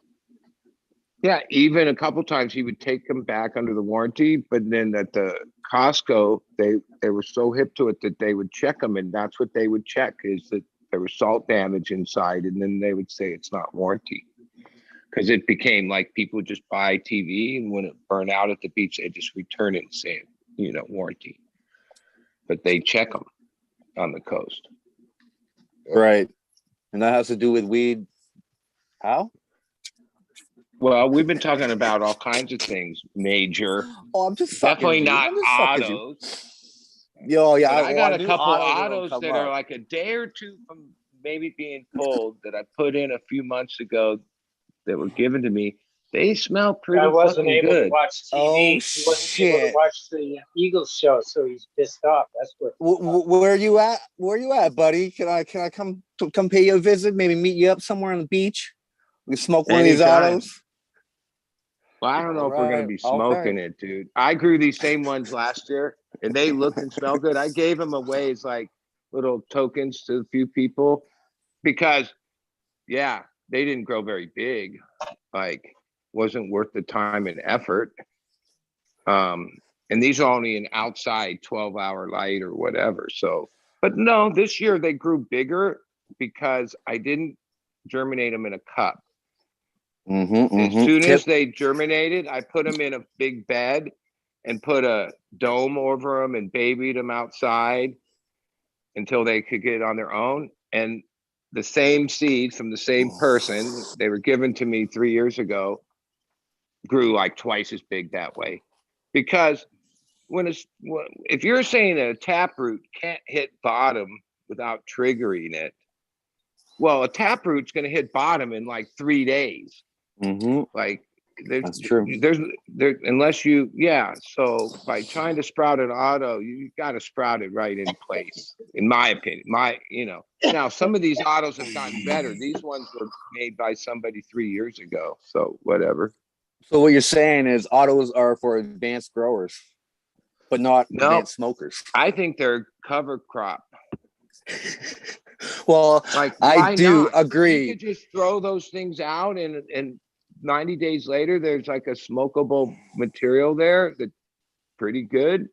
You don't have to do much. Shit. Well, you could smoke pine cones if you want to, though. I wouldn't suggest it. Yeah, but a lot of things about I think the buzz off the pine cones is better than my mine. area. You don't supplemental light your outdoor grow. I don't care what time of year you put it outside. It's gonna like grow a little bit and flower. No, it's not. Most people, well, up where I'm at, like if I don't, like right now, I have one of my beds isn't supplemental lighted, and one of them is, and the one's in full veg, and the one has already started to turn. Like, but did you do a fade? Did you go from like 18 hours into like 14 or whatever you're some at? of the plants have been outside the whole time under the, but my experience in Southern California, it's tricky. You can get it done, but it's tricky to get it to naturally veg and get big, like turn into a 10 or 12 foot plant or bigger. Right. That's because your switch between flower and veg is so small down there, right? Like your hour variation is only like what, you get 13 hours you get maybe? Maybe. That's right. Yeah. If you like, I live on top of a hill here for 9 years, but I used to live on top of another hill, but that house, I lost about 2 hours a day due to the shade of the mountain. Here I got 20 the whole time. I'm on top, no obstruction. That made like such a huge difference. Just that little like shade that was part of living in this other place, and that in the evening the sun set behind the mountain and it got shaded. That 2 hours was huge. You mean beneficial because of light stress? No, like that full sun, like especially down here. Yep, you need every minute of it, especially because you barely have enough to be in true veg cycle. But on another hand, years ago, for many years, my method of outdoor growing was just take my indoor plants that got too big or different things and put them outside, and that it's always going to flip no matter what, because you have like an exaggerated light cycle that it's been living under. You're right. They absolutely have a And- tendency of flowering, but you just got to give them that just a little bit more nitrogen. I find, give them that, you know, almost toxic green color. Hit them heavy with the nitrogen, that'll offset that flowering tendency. Like heavy nitrogen, like almost a little curl, like bust out the Alaskan fish and just feed it to them, like 30 mils a gallon. And most of the good outdoor genetics are bred and have been acclimated to northern NoCal for the most part. Like I live in a place that has this legacy strain called Fallbrook Red. It's been around since the 70s. And yeah, some of the old Mexican guys I know, they still grow that weed, right? That weed that doesn't have any issue about not enough sun for full veg. Nope, they plant them the same time every year. They veg perfectly, but that's acclimated. It's been bred here. It's grown here since 70s. Right, they're using seeds besides clones, probably. Oh no, they're all seeds. They're all seeds. yeah, they're just they probably guys have in a the hills here. stabilized cultivar, right? They To actually be have a honest, cultivar. You can call it each a of those cultivar. It's so people that I know stabilized. grow that are what they really are cockfighter raisers. They have like birds, and they're known in the area because they raise the best birds. Those two guys still grow the same ass Fallbrook Red that they've done since they were kids. No, what's the odds of you getting those seeds? Oh, I have those. I've messed with them. Yeah, it's not something that's like it's Fallbrook Red. It's just like a Mexican strain that's been acclimated to this area. Is it a little airy? Maybe it just wouldn't do well in the market, the modern market. But the smoke quality is there. Just the looks, right? Yeah, it's one of those. I think it was probably Oaxacan. Seems like it makes sense. It's a speary type of plant. I mean, to be honest, if I could get a hold of a few ounces of weed from my past, yeah, I would like my dad's Oaxacan and my best friend's dad's Colombian loose pack, like from the 70s. Like, oh, they had seeds and it was just what it was. But it was like stony that I don't think it was just because I was a kid. Nope, that stuff was good. You would have liked that uva from Sub. That was that Corkle times Oaxacan there. I grew that fucker out, and that's what that thing was. It's nothing but spears. Fucking almost every time it was just like 3 fucking spears about 3 feet fucking long. Just nothing but bud. And it was always representative of that Oaxacan. Everyone I had was always leaning towards that Oaxacan. So if you ever see a pack of that uva, you may want to grab that shit. I haven't ever even heard that one. Now, you mentioned this strain you grow called, what's it? It's Colombian, or what? How do you say it? Colombian. Is that like, it sounds like, oh, that might be like a Colombian, but is that what it is? No. Santa Marta. That's UK cheese times Santa Marta Gold. Okay, well, that would be Colombian. Yes. But you got to always think that these selections just weren't done with a high enough phenotypical expression that they just took, oh, we got 20 old seeds. Let's take the best one and then we'll cross that UK cheese with it. That's what I always think anyways. I don't think, they ran through an old set of Colombian and they happen to have, the one out of 20,000. I think those days were gone and they just happen to have a Colombian around or like someone. Well, I haven't actually got in the car and made this happen, but I have 2 younger breeder friends that have incredible libraries. right? I'm not interested in the crosses that they make. Like, I'm not interested in the Acapulco crossed into Runts or crossed into Wilson. No, I just want the Acapulco Gold, right? Now, yeah, it's that same old thing. Oh, they got it. There's restrictions. You follow what I mean? Like, yeah, it's not like, oh yeah, I can freely just give it to you. No, they were No, it's given not. to it. It's not Like how they FFA. have such a library is that certain people gave them things with like certain understandings. You follow. You follow. It used to be Right, called that- an FAA, free for all. Right. Oh, they can use If it's it not and the make their FFA, own thing with it, like cross it into Runts or do that. That's okay. But then no, don't give it out and don't. It's I not. don't know, 1 man. minute Right. warning. Now, I've been given the green light. Yeah, come and just take. You can take these. I don't care, right? And I just haven't gotten around to it. But when I hear somebody's library, I like want to go back. I'm like, oh, well, let me get this, all the nostalgia shit. That's what I want to have.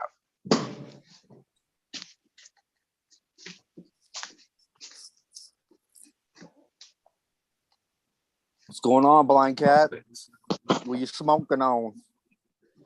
Even the majority of my outdoor since last year, now I repeated it because it performed so well. It's just super lemon haze. And yeah, it's just super lemon haze, but it like finished perfect. It stayed Small, little, loose, tight buds. it stayed loose structure most of the time, and then at the end it thickened up and finished. And in my area where there's always a lot of marine layer at that time of year, that I was looking for something that had looser structure.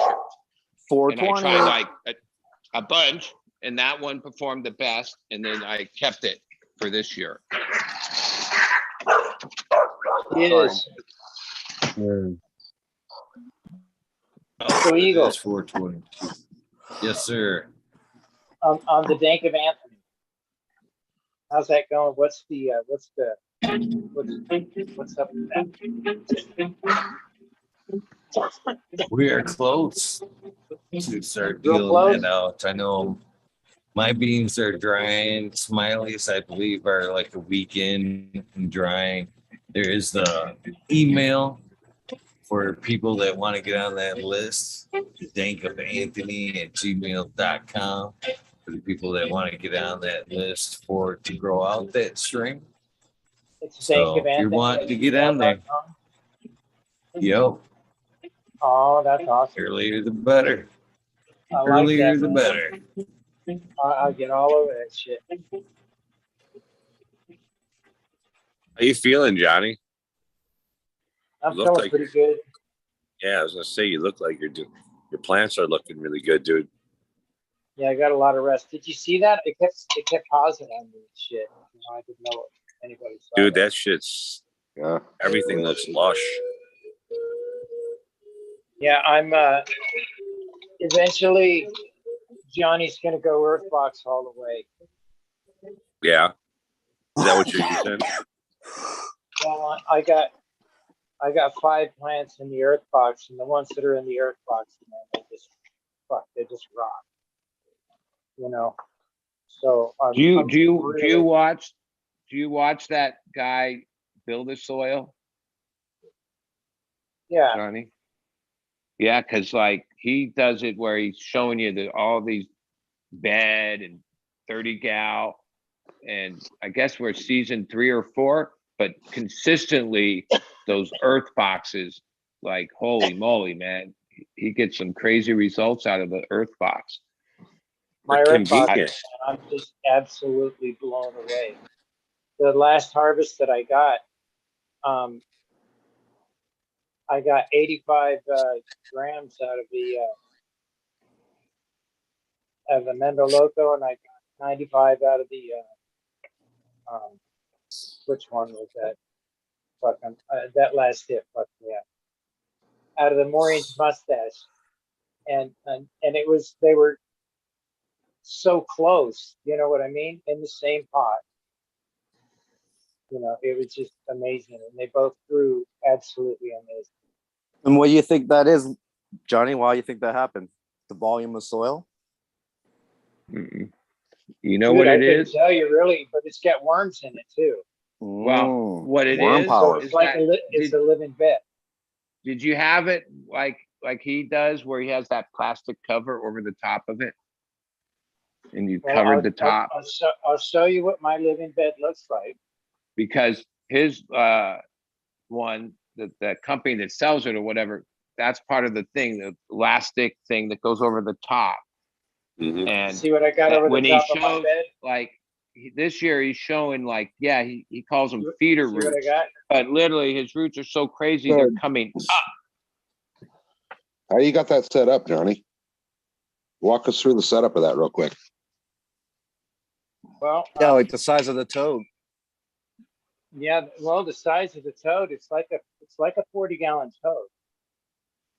It's hard to see because well, here I've got Just one move, right here. move a little slower, Johnny. Move a little slower. This is a 40-gallon toad right here, and that's what it's made out of right there. That used to be the lid to it right there, but that's my worm bin at this time. Okay, so that's what it's made out of right there. So what I do is I put the lid on the base, so that down at the bottom here I have little holes that are drill in right there. So when I fill it up to a certain point, it leaks out of that, and I know that it's filled.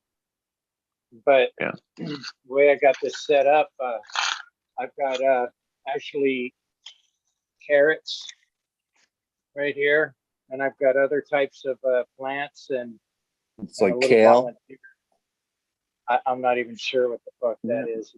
That's might be a Out of radish. some multi-pack. You know what I'm saying? So if you put water in and it goes above that level, it'll drain out, is why you have those holes. And here's my water hole right there. But I keep that on it. So you made those So that's yourself, it down right? inside there. I don't know if you guys can see down in there. Now, Yeah. what'd you use for like your little shelf So it's thing at the got bottom clay of it? balls and shit like that down in it. And Yeah, rocks what'd you use and at the whatnot. bottom? Now, Sand. how you raising it up? Because doesn't the water sit at the Dog. bottom for an inch or two, and then the plant and the soil's above it? Oh yeah, there's a gap down there. It's got the Yeah, water's got its own little reservoir inside. Right. What'd you use to create that gap? I used like that garden lattice that you get that's made of plastic white. Yeah. Okay. You get at Home Depot. I had Mhm. that, and then I used on top of it. I used a what is it? A shade cloth for the outside window in the desert. That's what I used. Oh, for that. okay. To make a kind of like a barrier in between it. And then on the 3 corners, I've got solo cups like this here that have a bunch of holes drilled in the outside of it along here, a bunch of holes, And then I'm not sure if I don't think I have any on the bottom. It's just on the sides.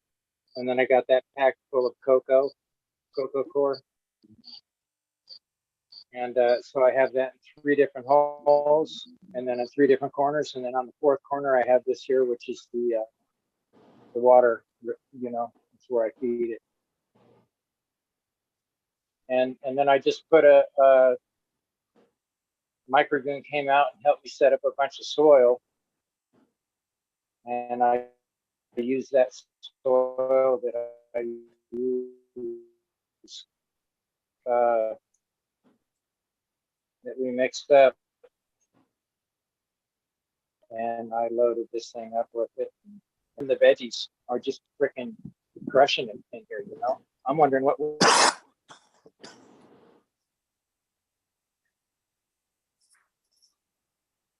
Oh, do we lose Johnny? Looks really good, dude. Great job, man. I want to take one of those and do it in the greenhouse and see how it turns out there. I'm gonna pull up a carrot. How long do you have to now? How long? How many days does it go? Do you have to feed it every day, or is it like every other day? How fast do you go through that Eat water? it. Check that shit out, guys. I'm a farmer. Yum. We lose them.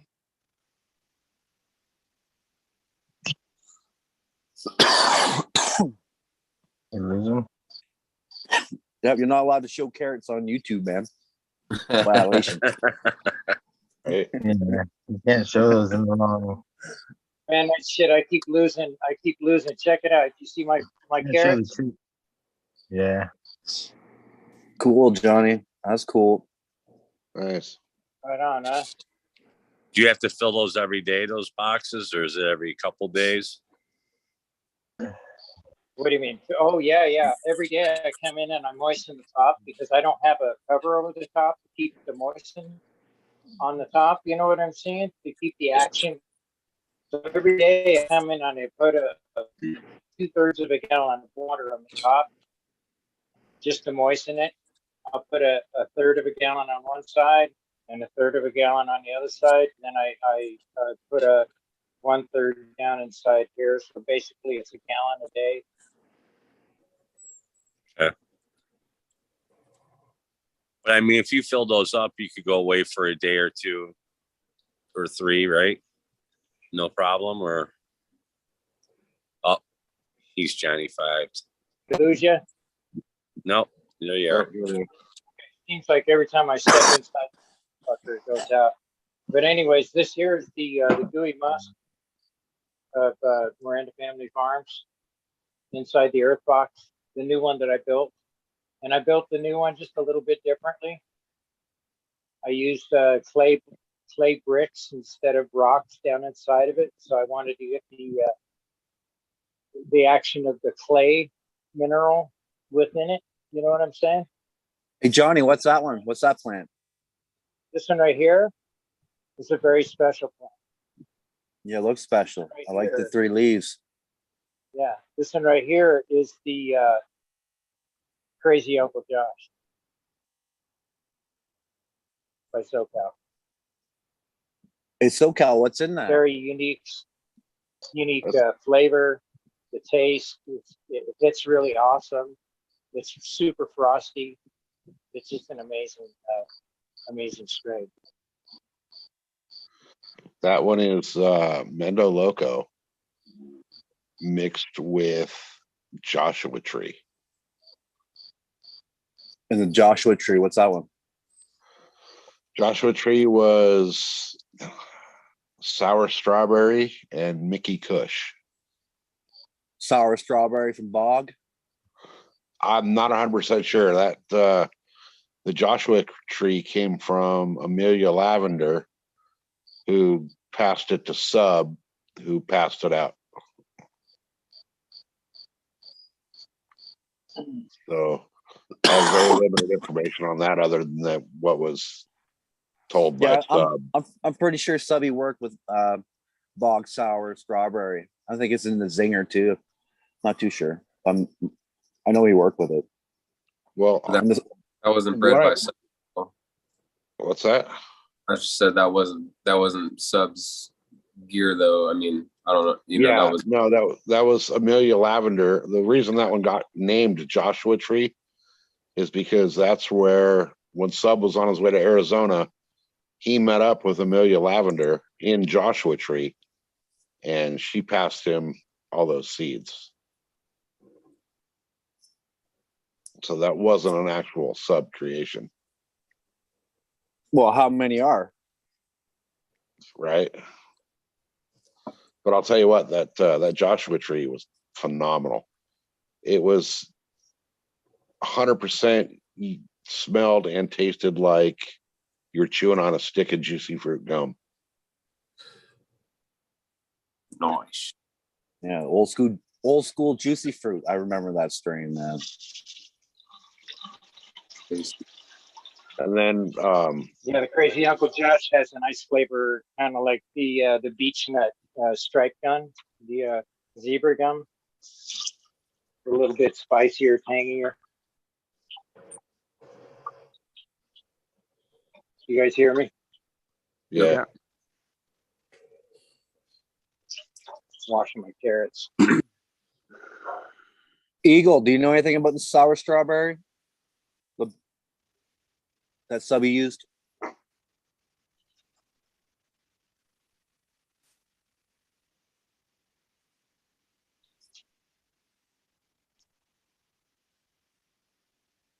What are you Muted. doing?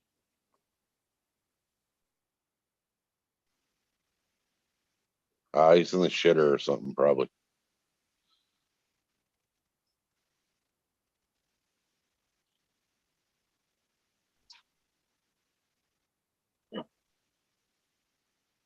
What did one cheek say to the other cheek? What? We can stop this shit. We can stop this shit, yeah. Fish! What's the phenotypes that we're looking for in the Uncle Josh, in the crazy Uncle Josh? Oh, that's exactly the question still. Okay. Johnny's the only one that's actually tested it so far. I have two of them. They're like almost 12 inches tall now. Well, what's the best pheno from the Mando? The best looking so far that I've seen was Double Tap Farms. Had one that just looked exactly like the mom. It was a big purple, just beautiful looking plant. I don't know how it turned out, smell and taste and effect wise from him, but so far that one's turned out really phenomenal. And then Smiley's got one that's really good as well. It's I'm really bad at like describing flavor and smell and all that, but it's dank, old school dank. And then, well, Johnny's smoking it right now. Ask him. Yeah, I love it.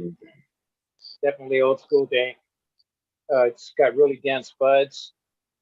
It my dog is killing the carrots. Yeah. Oh, chamois. Had a couple bites. Anyways, it's got the old school kind of smell, kind of like stinky feet, with a really nice kind of woody. I would say kind of a earthy kind of a smell to it in the background. And when you hit it, man, it just well, here, let me go get the jar real quick, and I'll kind of give you And green fingers, you said you only had two going? Well, I fucking had a problem with the leaf hoppers, and they sucked dry like all of them sprouts that I had popped. So by the time I noticed them, those were the only two I could save. Right. Popped a whole fucking half a jar. Well, sounds like you have another half a jar, buddy. Pop it. Yeah, they're special. Huh. Well, aren't you gonna open them up? You know, cross them up. Your best with the best. All right. I just Put need those more soil. fuckers in the dirt. Want to send me some soil? I'll do it. Dude, I don't care if you take a few of those out and just dig a hole in the fucking backyard and like put them in there and water it once in a while. Actually, I kind of want to see what happened.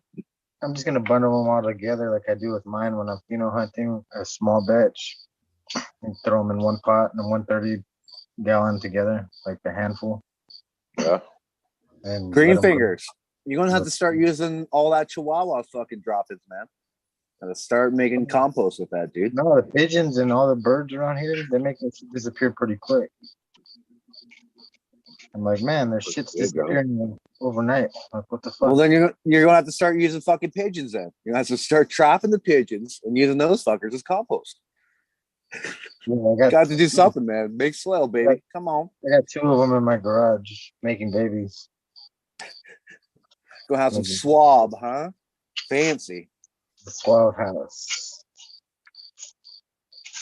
So you guys want to talk to me when I camera off and I go let the dog out and take a moonlit piss out in the yard? That's when you guys want to talk to me. Yo, I fuck, sit here, you camera on forever. were Nobody says UFO nothing. searching, man. Did you see any UFOs? No, it is a beautiful night though. I give you that. So to answer your question about the sour strawberry, that zinger came out of Joel's kitchen, so that's in his cabinet. So I can't tell you anything about that sour strawberry.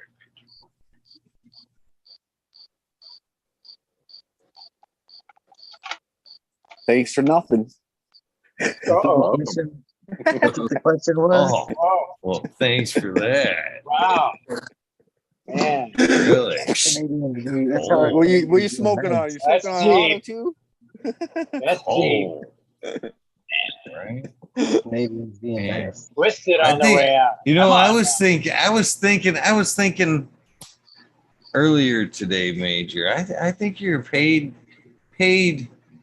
guy by the autos. I think you're a propagandist by the autos. You just Paid picked for up Hey, the auto.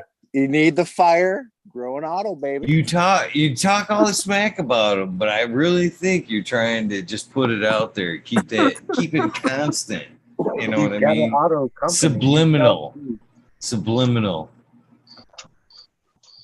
Even when you're commenting on the post today that I posted, nice auto. It's just gonna make them want to buy one. They're like, that is a nice auto. I think I will fucking buy one. Well, you are talking to the major auto army. Major auto fam army. I'm gonna That's change the world, man. I'm gonna change the world with Here, autos. Let's see what my autos look like. You got auto fams? Fam auto? I think the hardest part about growing auto femmes is telling your family you're gay. Permy auto fams.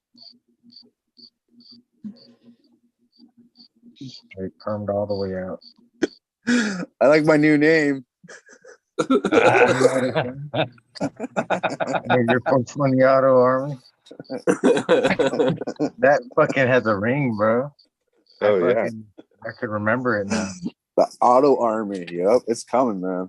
Auto army, bro. Taking over. Bro, I'll get that tattooed on me just fucking for you to have that name forever. You get that shit forever, I'll get that shit tattooed on me. For you to change your name to that. I can get that done. Just You know, that's for you to all get a right tattoo. That's I'm devotion. gonna get a single needle. You barely see that shit. You'll barely see it. Be on the top of my head. All right, where's Kazoo? We need a major auto army slap made up. Oh, they're coming now. It doesn't say your stance in the army, Major. Doesn't say if you're for or against. It just says there's an army against. Or We're for. like Switzerland, man. We're neutral. We're neutral country, baby.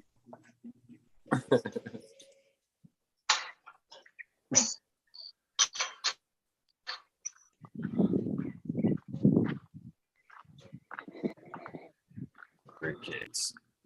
Crickets. I'm Yeah. They're like And drunk. the nice thing about it, SoCal, is it burns down to nothing. The ash down to a white little dust pile. Nice. Yeah. That means it Well, was done Johnny, right. Johnny, you're all organic, aren't you? I am. Yeah. Fuck yeah. Yeah, I've been using the same soil for the past 2+ years. Right. You like that Job stuff? I've done that. Yeah, I've been using the Mother Earth lately, as far as the tomato, vegetable stuff. And here Okay. recently, I induced some dynamico, mycorrhizal inoculants to help with the fungi and stuff like that. So Got that from Grow Generation Grow.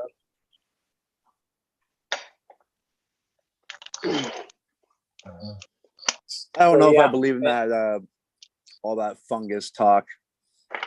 It doesn't seem to be that hard to actually get any fungus not in your growing right soil, now.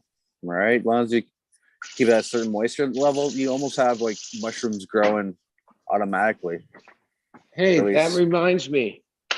Somebody came over today and said, here, bloom these out and split them. And I put them back here.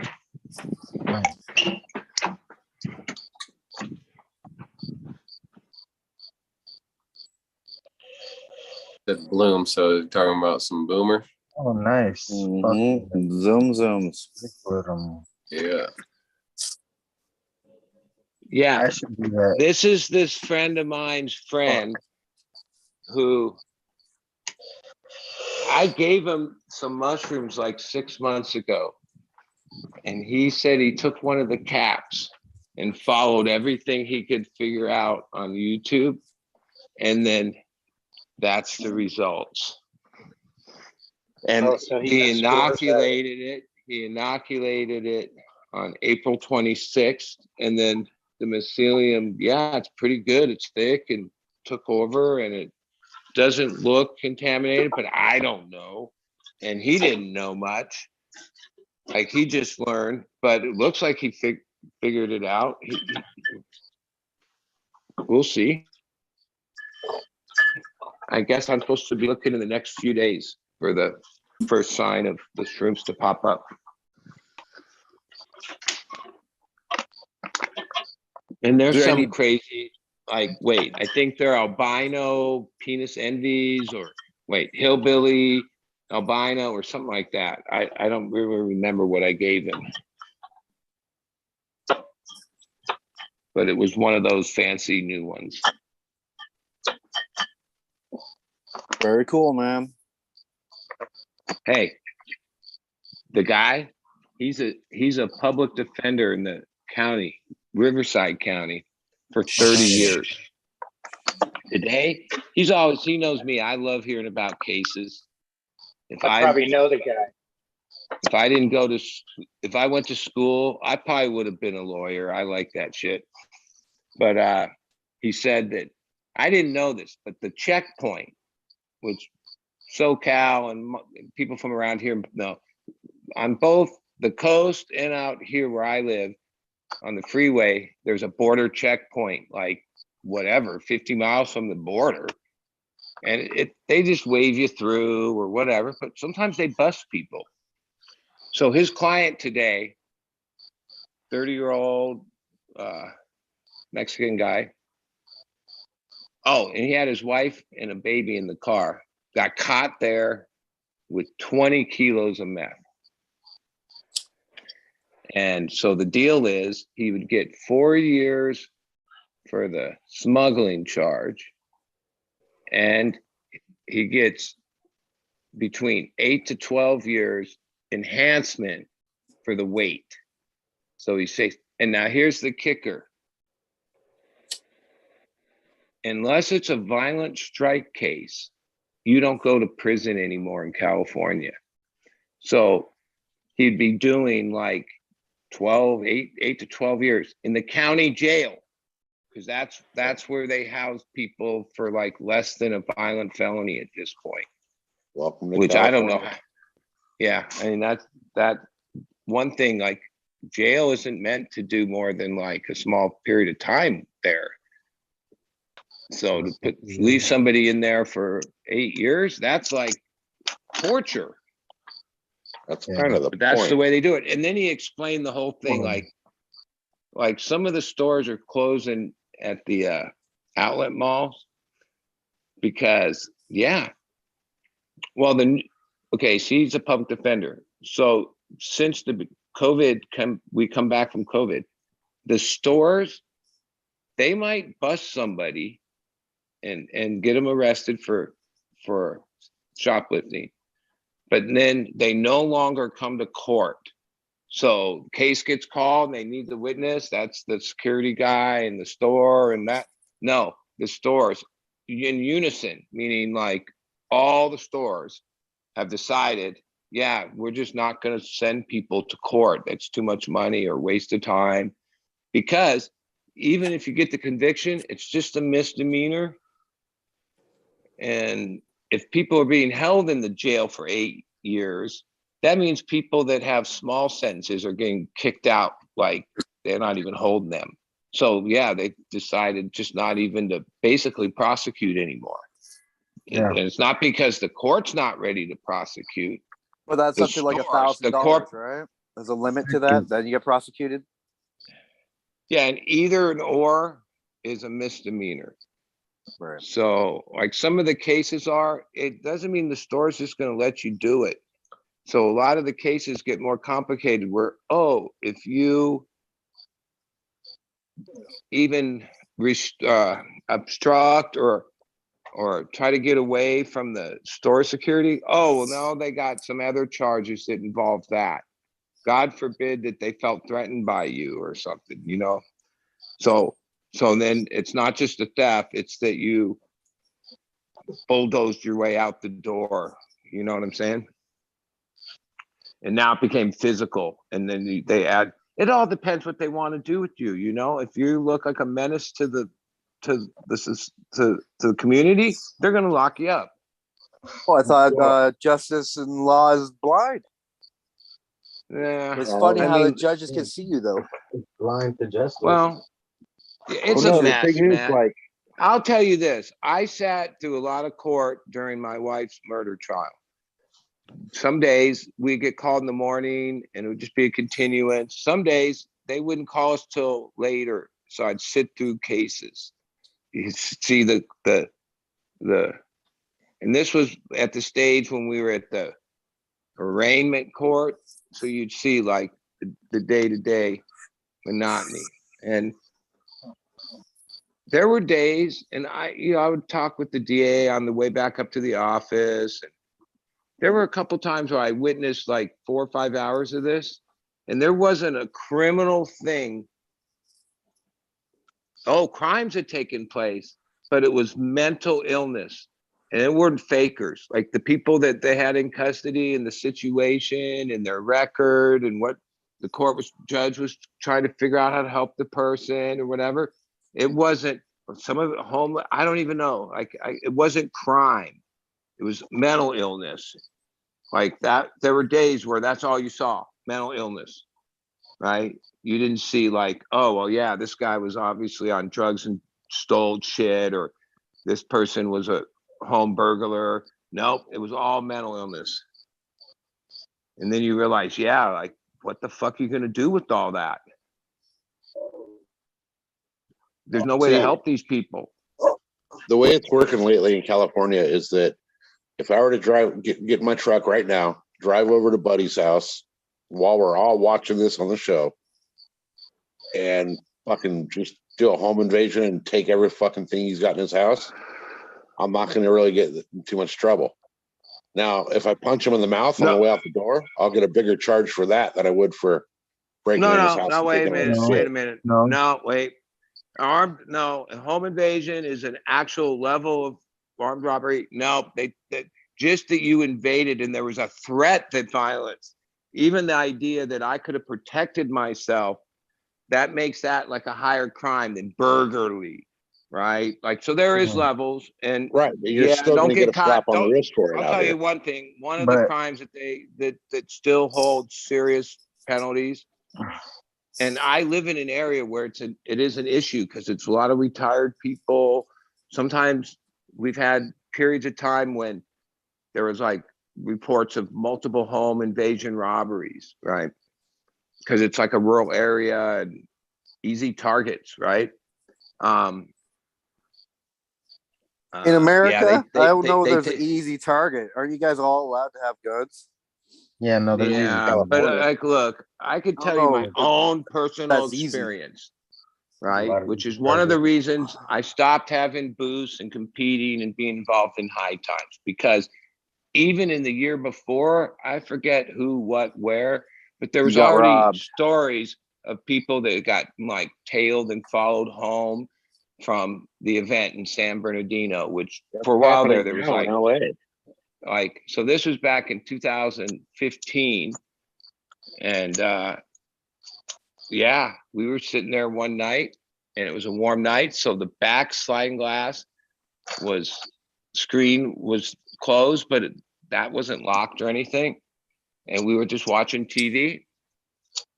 I'll just make the story short and get to the point.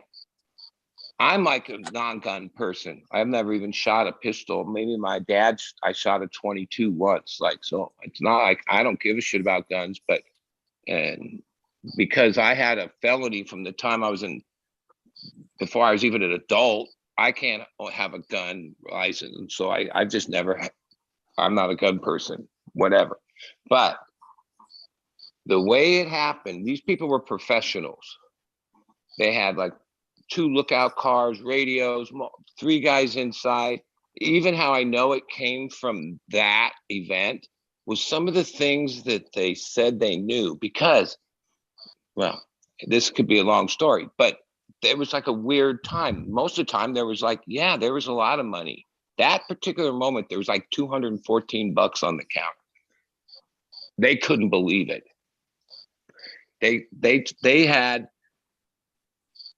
They brought in tools to try to cut my fingers off. We were there for 8 hours and they dug through everything. They kept radioing because like I lived rural and they had the roads blocked off. It was crazy. But the moment that they came in, if I had a gun in my fucking lap, nope. It had that moment. It was so fast, right? Because like after it happened, for the first time in my life, I contemplated, oh, yeah, maybe it's time to get guns. All my friends were like, dude, I can't believe you live way out here and don't have a gun, right? Well, I don't. Some of it is, to this day, I have discharged any number. I don't have my record's 20 some years old. Yeah, if I have a gun, it's automatically 5 years in prison. You know what I mean? Do you have the end of the story. A security system at least? Yeah, a lot of dogs. And yeah, I don't trip on that shit. Right. And yeah, I don't, like, even when I thought about putting in a security, so next thing you know, I'm spending like how many minutes or hour a day looking at some fucking screen of like coyotes triggering my thing at 3 in the morning, Johnny. Or Night, Johnny. Now there's game and whatever. But the point is, yeah, when I really thought about it, and a lot of this was a joint decision because my wife was like, she was very anti-gun, hippie, don't kill anything type of person. So when I started saying, oh, I think we should get guns, it was like a big thing. But when I really thought about it, yeah, what the fuck? It happened so fast, and they had multiple guns and were ready to use them, right? And like, yeah, I was like, yeah, what would that have? Oh, and if I had, wait, why would I be sitting on my couch on Friday night with a gun in my lap? And even in my lap was too far away. Because like when it happened, it was like, at first, I never had anything like that ever happen to me after 30 some years of like, kind of being a target. So buddy, where was all the money? What did you do with the money? Well, there was multiple places. We had another house, this house. And yeah, it was just one of those moments. Oh, they did take like, fuck, I don't know. I think we thought it was about $12,000 worth of wet shit that was literally wet, like hanging, like maybe 2 days. And that was like this big thing where they kept calling the guy, right? I offered in all the threats that, oh, let me just call one of my buddies. We can arrange some money. They'll like, cause yeah, trust me, when you have a gun to the back of your ear, yeah, like it's a whole different world. But it was a weird thing. I like bounced back after it. That was the end of that place after 17 years. Mm-hmm. And the lease option to buy it So even though that was upside down, they owed more than the house was worth. There was other factors into the deal not working. That incident was the end of 17 years running in the same place. Yeah, for Now, sure. granted, for a lot of years, the reason I had a second place was because of that. Like I always like things were different then, but like, yeah, why not have a second place? You know what I'm saying? Now I'm close to retiring. I'm like thinking of being an expat, like Captain 420, and I'm more interested in the Philippines than Come to Canada, man. they don't like people like me in Canada. And it's cold up there. I was just gonna say, you can't go from California to Canada, man. You're fucking. Even I don't think, like, the truth is, I'm like so fair weather my whole life, especially where I live now. Like our claim to fame when you drive into our town is 70-degree annual average, right? Like when I go up north, which I do a lot and have friends in Ukiah and all these places, I'm freezing my ass off up there and need like 4 or 5 layers. So, and when it's too hot, oh no, fuck that shit too. And Philippines, it's humid as fuck, no matter how much air conditioning you have. And even when I've gone to St. John or gone to Hawaii, I hate that shit when it's humid. The Philippines also have like ultra strict rules on drugs, man. They've been killing people like crazy. I don't fucking move there. Well, wait. This week is election, and they're electing the son of Marcos, who is basically a disciple of the crazy guy. All the good times are returning. Is that what you're saying? No, well, the people there. So you got to remember, the real influence there is not the government; it's the Catholic Church. Like it starts there. But look, my girlfriend's from there. Even though now, as I've sent her links, the truth about Duarte, when I first met her, like going on 3.5, 4 years ago, she totally supported him because the Philippines had been like a crime wave that was so crazy. It was created by basically meth, but they call it something else. It's basically not even meth. It's like some lower byproduct that is created when they make meth. That's called, I don't know, they have some weird name for it. But everybody was, it's like a short slang name, but it means meth or whatever. And so it was terrible. And by him doing all that crazy shit, it made it safer. And that was all she cared about, because she has family there, but lives in a UAE and works for 15 years. So, but even now, the Marcos son, he's totally fucked up and corrupt, and it's bullshit. The one that should be elected is the lady but when you get into it all, you realize, you know who's behind it all is our CIA, and they fuck up every fucking country. Even if the people are trying to get their shit together, I love the CIA. We got something in store for them, and that's like the story of the Philippines.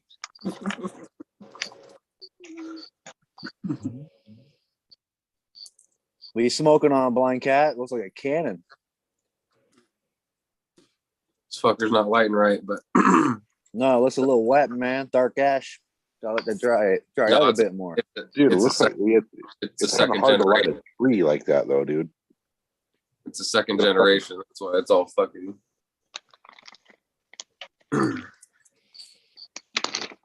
Roach. You mean second? It's all roaches, man. Yep, second generation. Oh, Cheers. hardcore, That's right here, bro.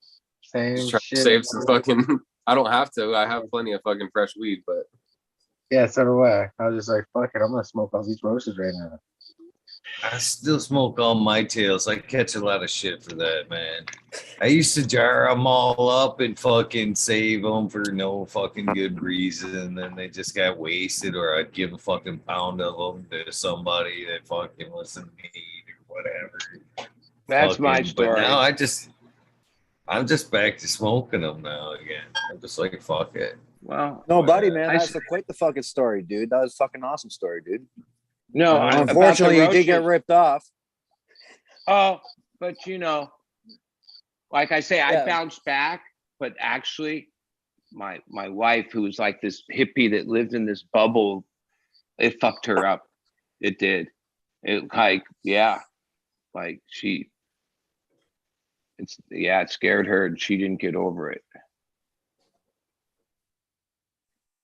Yeah, it's a long story, but yeah.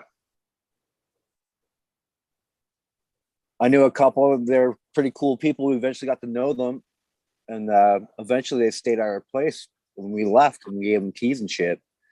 And one weekend we met up with them to do whatever, right? You know, exchange some kilos. And sure enough, they were so late. We were wondering what the hell's going on. By the time we came back, all that shit was gone. Only that, they took my bongs, man. When we pieced together like things they said, oh, they had been creeping around our house like for like up to a week. And we at that point we had 5 chihuahuas. And yeah, then we thought back, yeah, man, remember the dogs were acting weird that night and that other night? Yeah. Like they had come scoping you out. Yeah, it was like a pro thing, like and well, you don't have to be a pro. You just no. I don't want to get into all that. These guys, yeah, let's not go into details. These guys were a team, but like when it new subject, like, what do you do about it? It wasn't like, oh man, we better call the cops. Autos like are it nice. wasn't. We should grow autos. Call the cops. Auto seeds. I got some. I'll send you autos. No problem. You got there, Blaine Cat. But Blood wreck. You know this. My friend has a blueberry rosin op in Ukiah. He made this for me and gave it to me when I was up there last week. And it's just marked Mendo Blendo. Nice. And, well, he's in Ukiah and does processing for a living. And yep, that's what this jar of rosin is. Show that again, Blind Cat. Oh, I just fucking broke it down a bunch, but here's the top of it now. What is that? It's there's like fucking, I took off the meat of the bottom meat of the nug, but it's a blood wreck crossed the vintage blueberry. Other than the proprietary to blueberry, it's like my favorite that I grew. And they're both from the American one. Oh shit. Some testers. Fire, both pretty dense, but especially the proprietary is super dense. You think it has a cookie in it then? I'm eating cookies. No. Yeah. It did have a little bit of a I was noticing earlier. I was trying to put my finger on it the whole time, but I think it has a little bit of like a licorice, like a black licorice smell, but then there's something else in there too. It's not just that. Has some Durban in it, I bet you. Yeah, maybe, I don't know. But at least the terp profile is similar, you know? He's done. New lighter, buddy. My torch did the same shit, bro. It's done. Mine. You know what though? This one, yeah, and the rig is from 2012. That's not for a new one. Oh, I know. I have another one. I just what's the make of it? Tell us the fucking make of that. Wait, it's that company that even to this day I have the box and the receipt because it gives you a lifelong. I've already sent it back twice since 2012. And it takes them like a month. They do whatever and send it back to you. It's the one called back in 2012, there wasn't like 50 kinds of torches. It's made by Vector, who they were one of the first companies that had these. They don't offer that warranty anymore. because they had these before there was dabbing. I don't know what people used them for, but Vector makes other lighters for cigars. Crack torches before they were dab torches. Yeah. Creme brulee. I remember talking to the guy when I sent it back the first time, and he said, yeah, there's like, it's a huge boom in business. Like there was a period where these companies that existed had no idea what happened. But like one day to the next, they were selling like 10,000 fucking torches a month. And didn't really realize, hadn't put the connection together yet. And I was already returning one. I had two of them at one point. Hey, Eagle, are you there, bud? Eagles, are you there, Eagle? You He's off can camera. see me. You can see me. I right can't here. see you. I don't have that I don't have that picture thing going, dude. Hold on, let me switch my view. Are you there? What do you think? I did the fucking the eyelid tattoo thing on your ass and shit. Just took a picture of myself and fucking posted it. It's my background. They'll never know. I'll be right back. That is exactly what I was thinking, man. Now I forgot what I was going to fucking tell you, man. Squirrel. Really matter. I think it was going to be a survey. But I forgot what the survey was going to be about. Oh yes. Now I got it. Talking about lighters. Would ask the Weed Nerds if they would buy something that could refill a Bic. What? If they could Would buy you something buy? that would- Yeah, would you buy an attachment, to a butane thing so you can refill your Bic? Yeah, but you got to drill at the bottom, right? No. The No, attachment not goes yet? right through that bitch. Right from the factory. Oh, I thought you just were making like the bottom part to sell to people. That would have been badass. The bottom Well, I know part. one thing. Bic actual That's good. butane is the nastiest mix that you could have in butane. Really? Like it's only one. I don't Like know you if I'd can buy use the other Bic, what do you know? lighters and have like way less soot. Like if you burn this, there's a lot of soot. I remember the story about it, but yeah, a lot of it is it's not going to ever blow up in your pocket, right? It's like they've created their own proprietary butane that they use in their lighter over the years, and it's bad. It's not like clean. There's even those cheapy lighters that are I like see two 99 eagles. cents. And I know some of this from back in the crack days. Oh, you tricky buddy.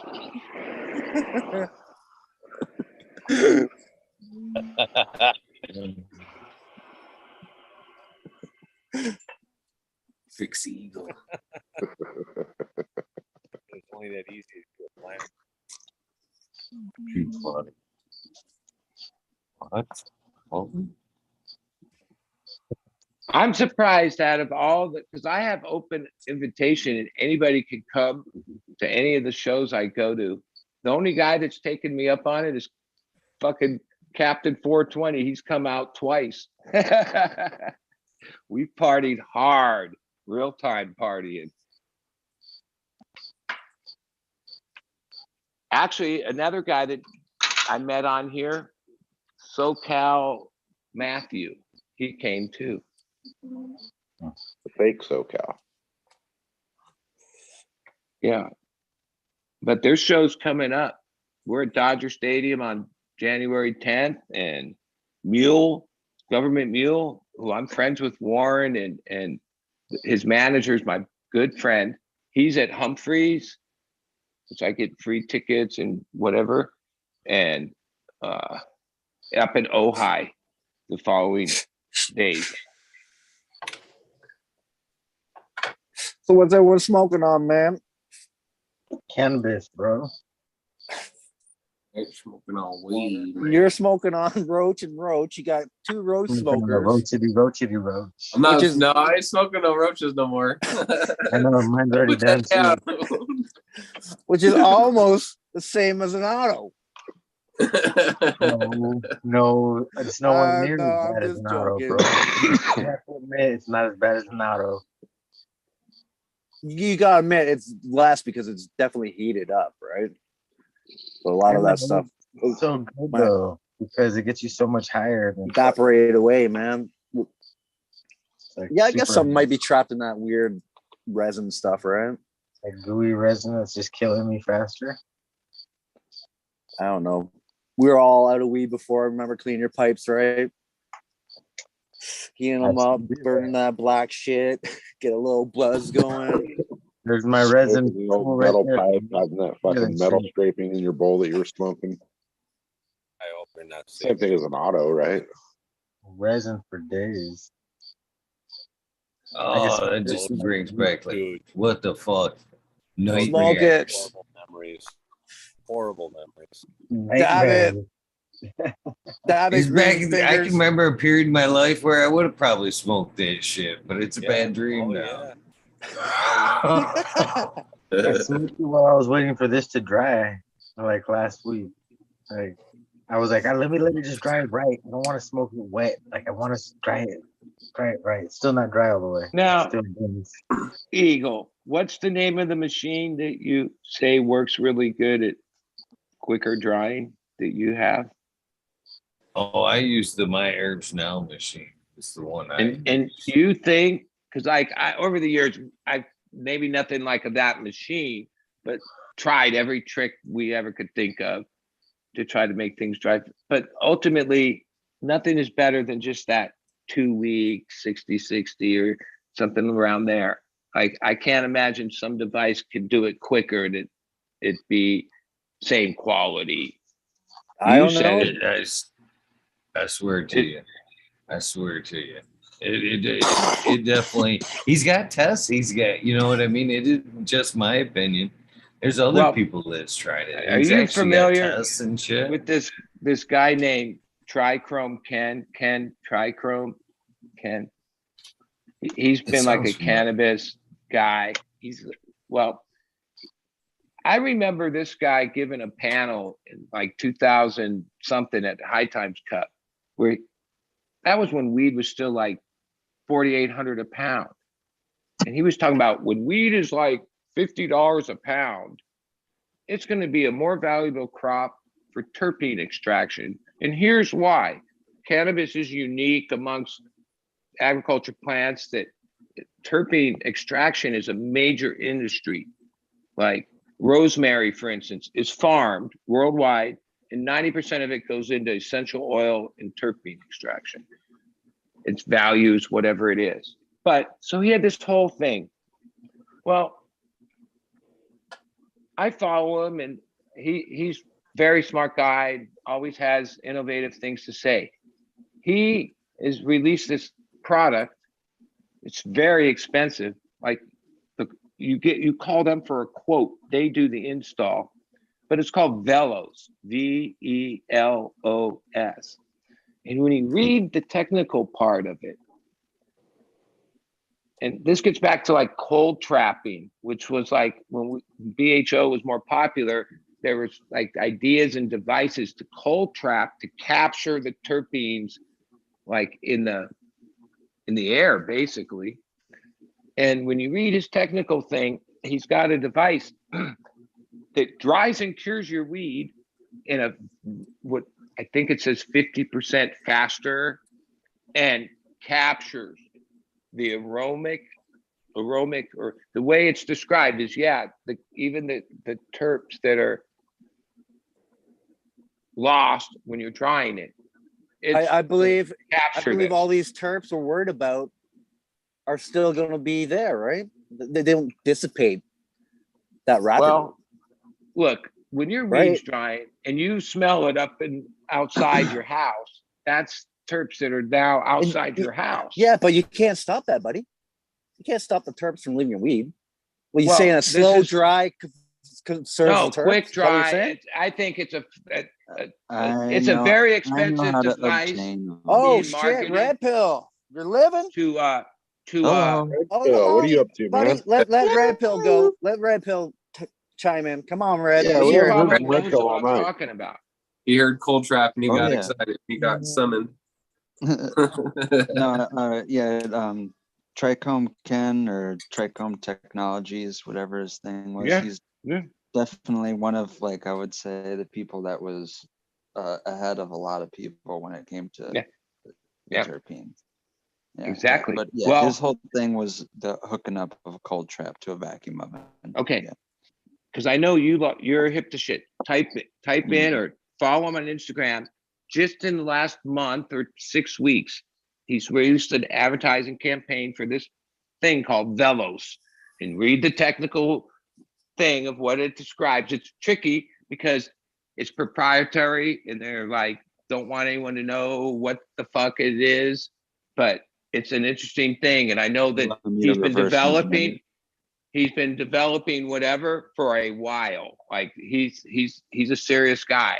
And this is a serious piece of equipment. It's being marketed to like the big commercial grows. Like I think this is millions of dollars worth of shit to do this. But if there's value in it, then because it also dries and cures the weed. So I don't know. And all quickly within a couple days type of shit. Yeah.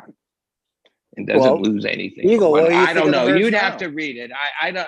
I even the technical shit that's on the advertising thing is over my head. Red Pill could probably understand it. Think of terpenes like heat and pressure. Heat and pressure kind of want to do the same thing. Heat wants to chase cold and pressure wants to escape whatever container it's in. So terpenes, it's not so much that they're evaporating and leaving, they're just dissipating. So they're disassembling and flying all over the place. That's why 10 feet away or 1 block away, you can smell, tiny little bits of amount of it. So And even in 2012, when this guy was explaining this project he had just completed in Israel in 2012, where they extracted from 22% weed, they got just over a gram of pure terpenes, what they considered pure terpenes, back. And within that, you would still have to separate it into the different isolated terpenes. But he was explaining then 5% terps all day from my auto, baby. A lot of terps have like a commercial value and are relatively inexpensive on the market. But when you get into the other terps that are harder to extract, harder to come by, whatever happens, they are the most valuable. Wait, this is all I'm gonna say. Buddy, the most valuable Okay, commodity let me talk. Buddy, you've been talking on the too long. planet. Like more than can we plutonium, mute more him? than everything. Is there a mute button? I'll mute Buddy. myself. Thank you. Red Pill, what were you saying, brother? All I was going to say is that if you have a container in which all this is taking place and the only spot for gas and or terpenes or heat to escape, if you have that trapped and it's cold, then everything's going to condense. The humidity out of the air, it's going to form liquid, and then you're going to have basically oils and liquids in this container. No different than when I do a steam distillation. So there you go. So yeah, that herbs now dryer or anything else like that other brand that I think people talk about, the Curador type thing. Yeah, if you set that thing up and operate it right, you'll be able to capture any bit of the terpenes that try to escape. Or you say capture, you mean retain or capture? What do you mean? Because once they're in the air, if you ask Scott, it retains, if not fucking captures them. He says fucking the terpene levels are higher in the machine than a hang dry is his claim. And he supposedly has tests. I've seen the tests, no supposedly. Has tests from the side-by-sides. I've done side-by-sides with the machine. And every bit is terpy, if not, again, no test to back it up, just my personal opinion. But it was And just that- as good, if not better, than the hang dry. Fuck yeah, Eagle. I believe that too, man. But Eagle, was that test done? Like each one was like 3 days done? Like why would the one be better in the container versus the one hang drying in the same conditions? I waited for the hang dry. It's not like when the machine was, done in 3 days. I was smoking it and walked over and pulled buds off like the hang. You know what I mean? Half wet. Yeah, this is shitty. You know what I mean? That's not a fair comparison. I let that bud dry properly and then did a side by side. You know what I mean? Whoa. You said properly. What do you mean properly? You just said Herbs now does it quickly and efficiently, which has nothing to do with what you're As far as describing a as hang the dry hang technique. goes, when you're using a hang dry, I mean, there's a proper method. I mean, you're at some point you're looking for certain man. See, that's things. the Nice mistake, stem dude. snap. Yeah, Huh? but that could still be reached quickly, right? That still could be done quickly like the Herbs now. Yeah. That's what he's For saying. sure. Mm-hmm. Yeah, that's what I'm saying. But I'm So just the I hang didn't dry can be done pre-test the the same hang way. dry, basically. The terpene thing though, yeah, the stream value in them though, like Yeah, 200 See, gram, right? basically, yeah. Well, yeah, that's the value of it. But every time I do an equation for that, and I come out with like numbers like 18 billion, and it's like, whoa, but no, that's what it would equal. But no, yeah, So- each one basically from a pound, or 2 pounds. Sorry, Eagle, my bad. 2 pounds. If you get 30 milligrams or so, yeah, you're looking at around $4,000 to $6,000 in terpenes. Damn. So, Major, anymore, I look at it, the two methods to be quite different. I kind of look at the drying method more of a quicker preservation method, and then preservation method. And I think more of a long-term or a dry is more leaning towards a cure type dry, to be honest with you. So more like I was telling Smiley the other day, versus fresh cannabis versus, more of a cured cannabis. If you're looking more for preservation and a quick dry for that terp preservation, proper levels, you're going to get more of an individual, you know what I mean? You're going to hit that joint. You're going to be like, there's a little bit of lemon, there's a little bit of that, you know what I mean? To where in a longer term hang dry, them terps are going to change a little bit more and have more of a Modulate. cured For sure, they There's- mature. and taste that to could- it. There could And be you a could test slow too. that down if you want to preserve your terps. You're gonna freeze your weed, right? And Well, my shit I- from October still tastes terpy. I still got the could fucking taste a banana. comparison. I mean, test a comparison doing a steam Bible distillation for quality and yield. Right? Do the hang dry, whatever adequate or proper or whatever word you want to use. As good of a job as we can do hang drying compared to normal operating procedure for my herbs now. And then put the exact same amount under the same exact conditions in the steam distillation apparatus, and then test the quality as in like what we think smells better, and then just overall yield and volume or abundancy. And yeah, sure, Red. The numbers might change to where the degree is obvious that that one's better because of whatever, but our perception of that percentage isn't fine tuned enough to capture that difference, right?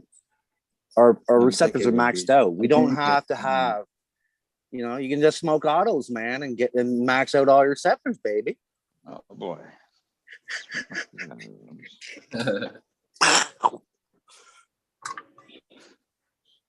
Now, when you buy auto seeds, do they automatically send those with a thing of Kotex, or do you have to order those separate? Oh, Auto Fems. They're wrapped in freebies. maxi I think pads they're all for your freebies. pleasure.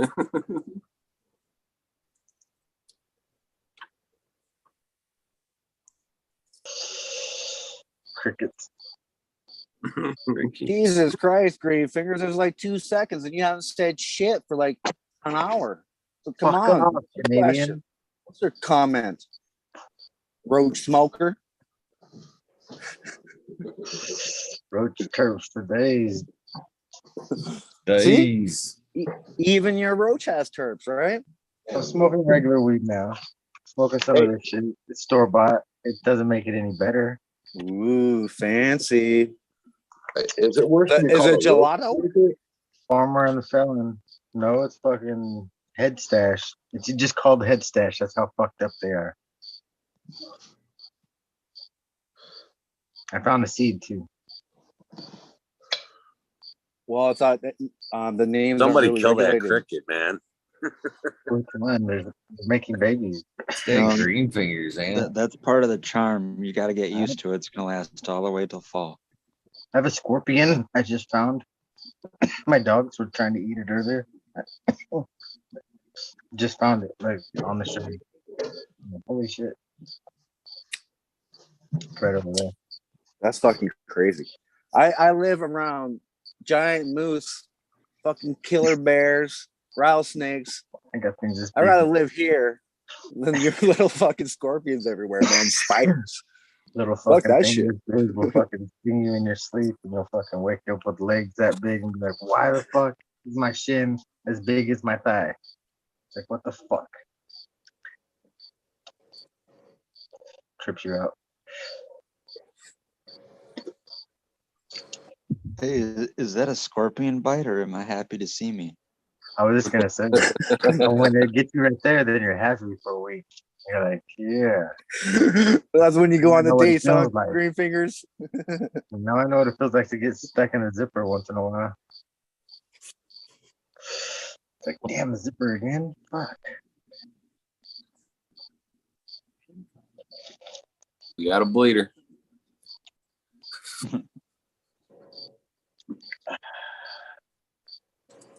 A little of This this. brings back horrible childhood memories. Horrible childhood, man. But oh god, that's painful shit right there. Caught themselves once. I think I was at home and my mom had to help me pull it back down. I got how fucked up I was. I was like 5 years old. And I was like, Mom. And I ran back and like just zip. Surprise. Yeah.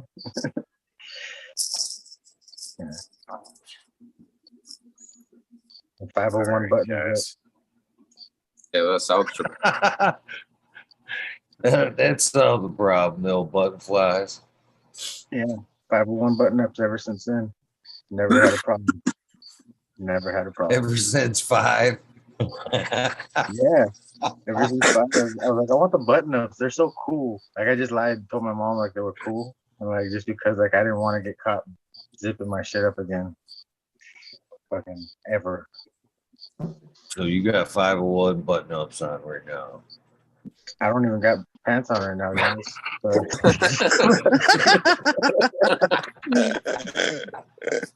That's fucking. I am totally gonna take your word on this. Oh yeah, it's on. It's a fucking G-string. scorpion, man. Fucking scorpion. Scorpions could be in my pants, dude. That's why I'm not wearing any. You got that bull rat slingshot going. How'd you Turn know over it's top.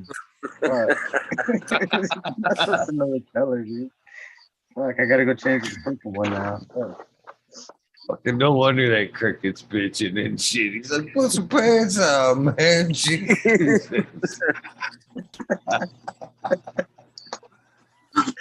Oh, fucking. Let's fucking do it. That's good.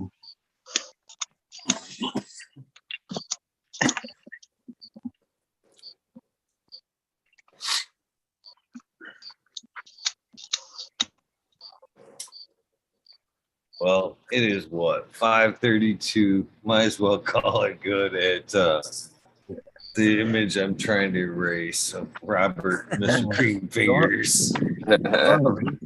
Embrace it. Head and shoulders. Head and shoulders for you and now on, sir. I'm gonna have to go into deep meditation for an hour before I go to sleep. Shit. I was about to eat Remember, right here, too, I'm short, so it's like it's the only big part of me.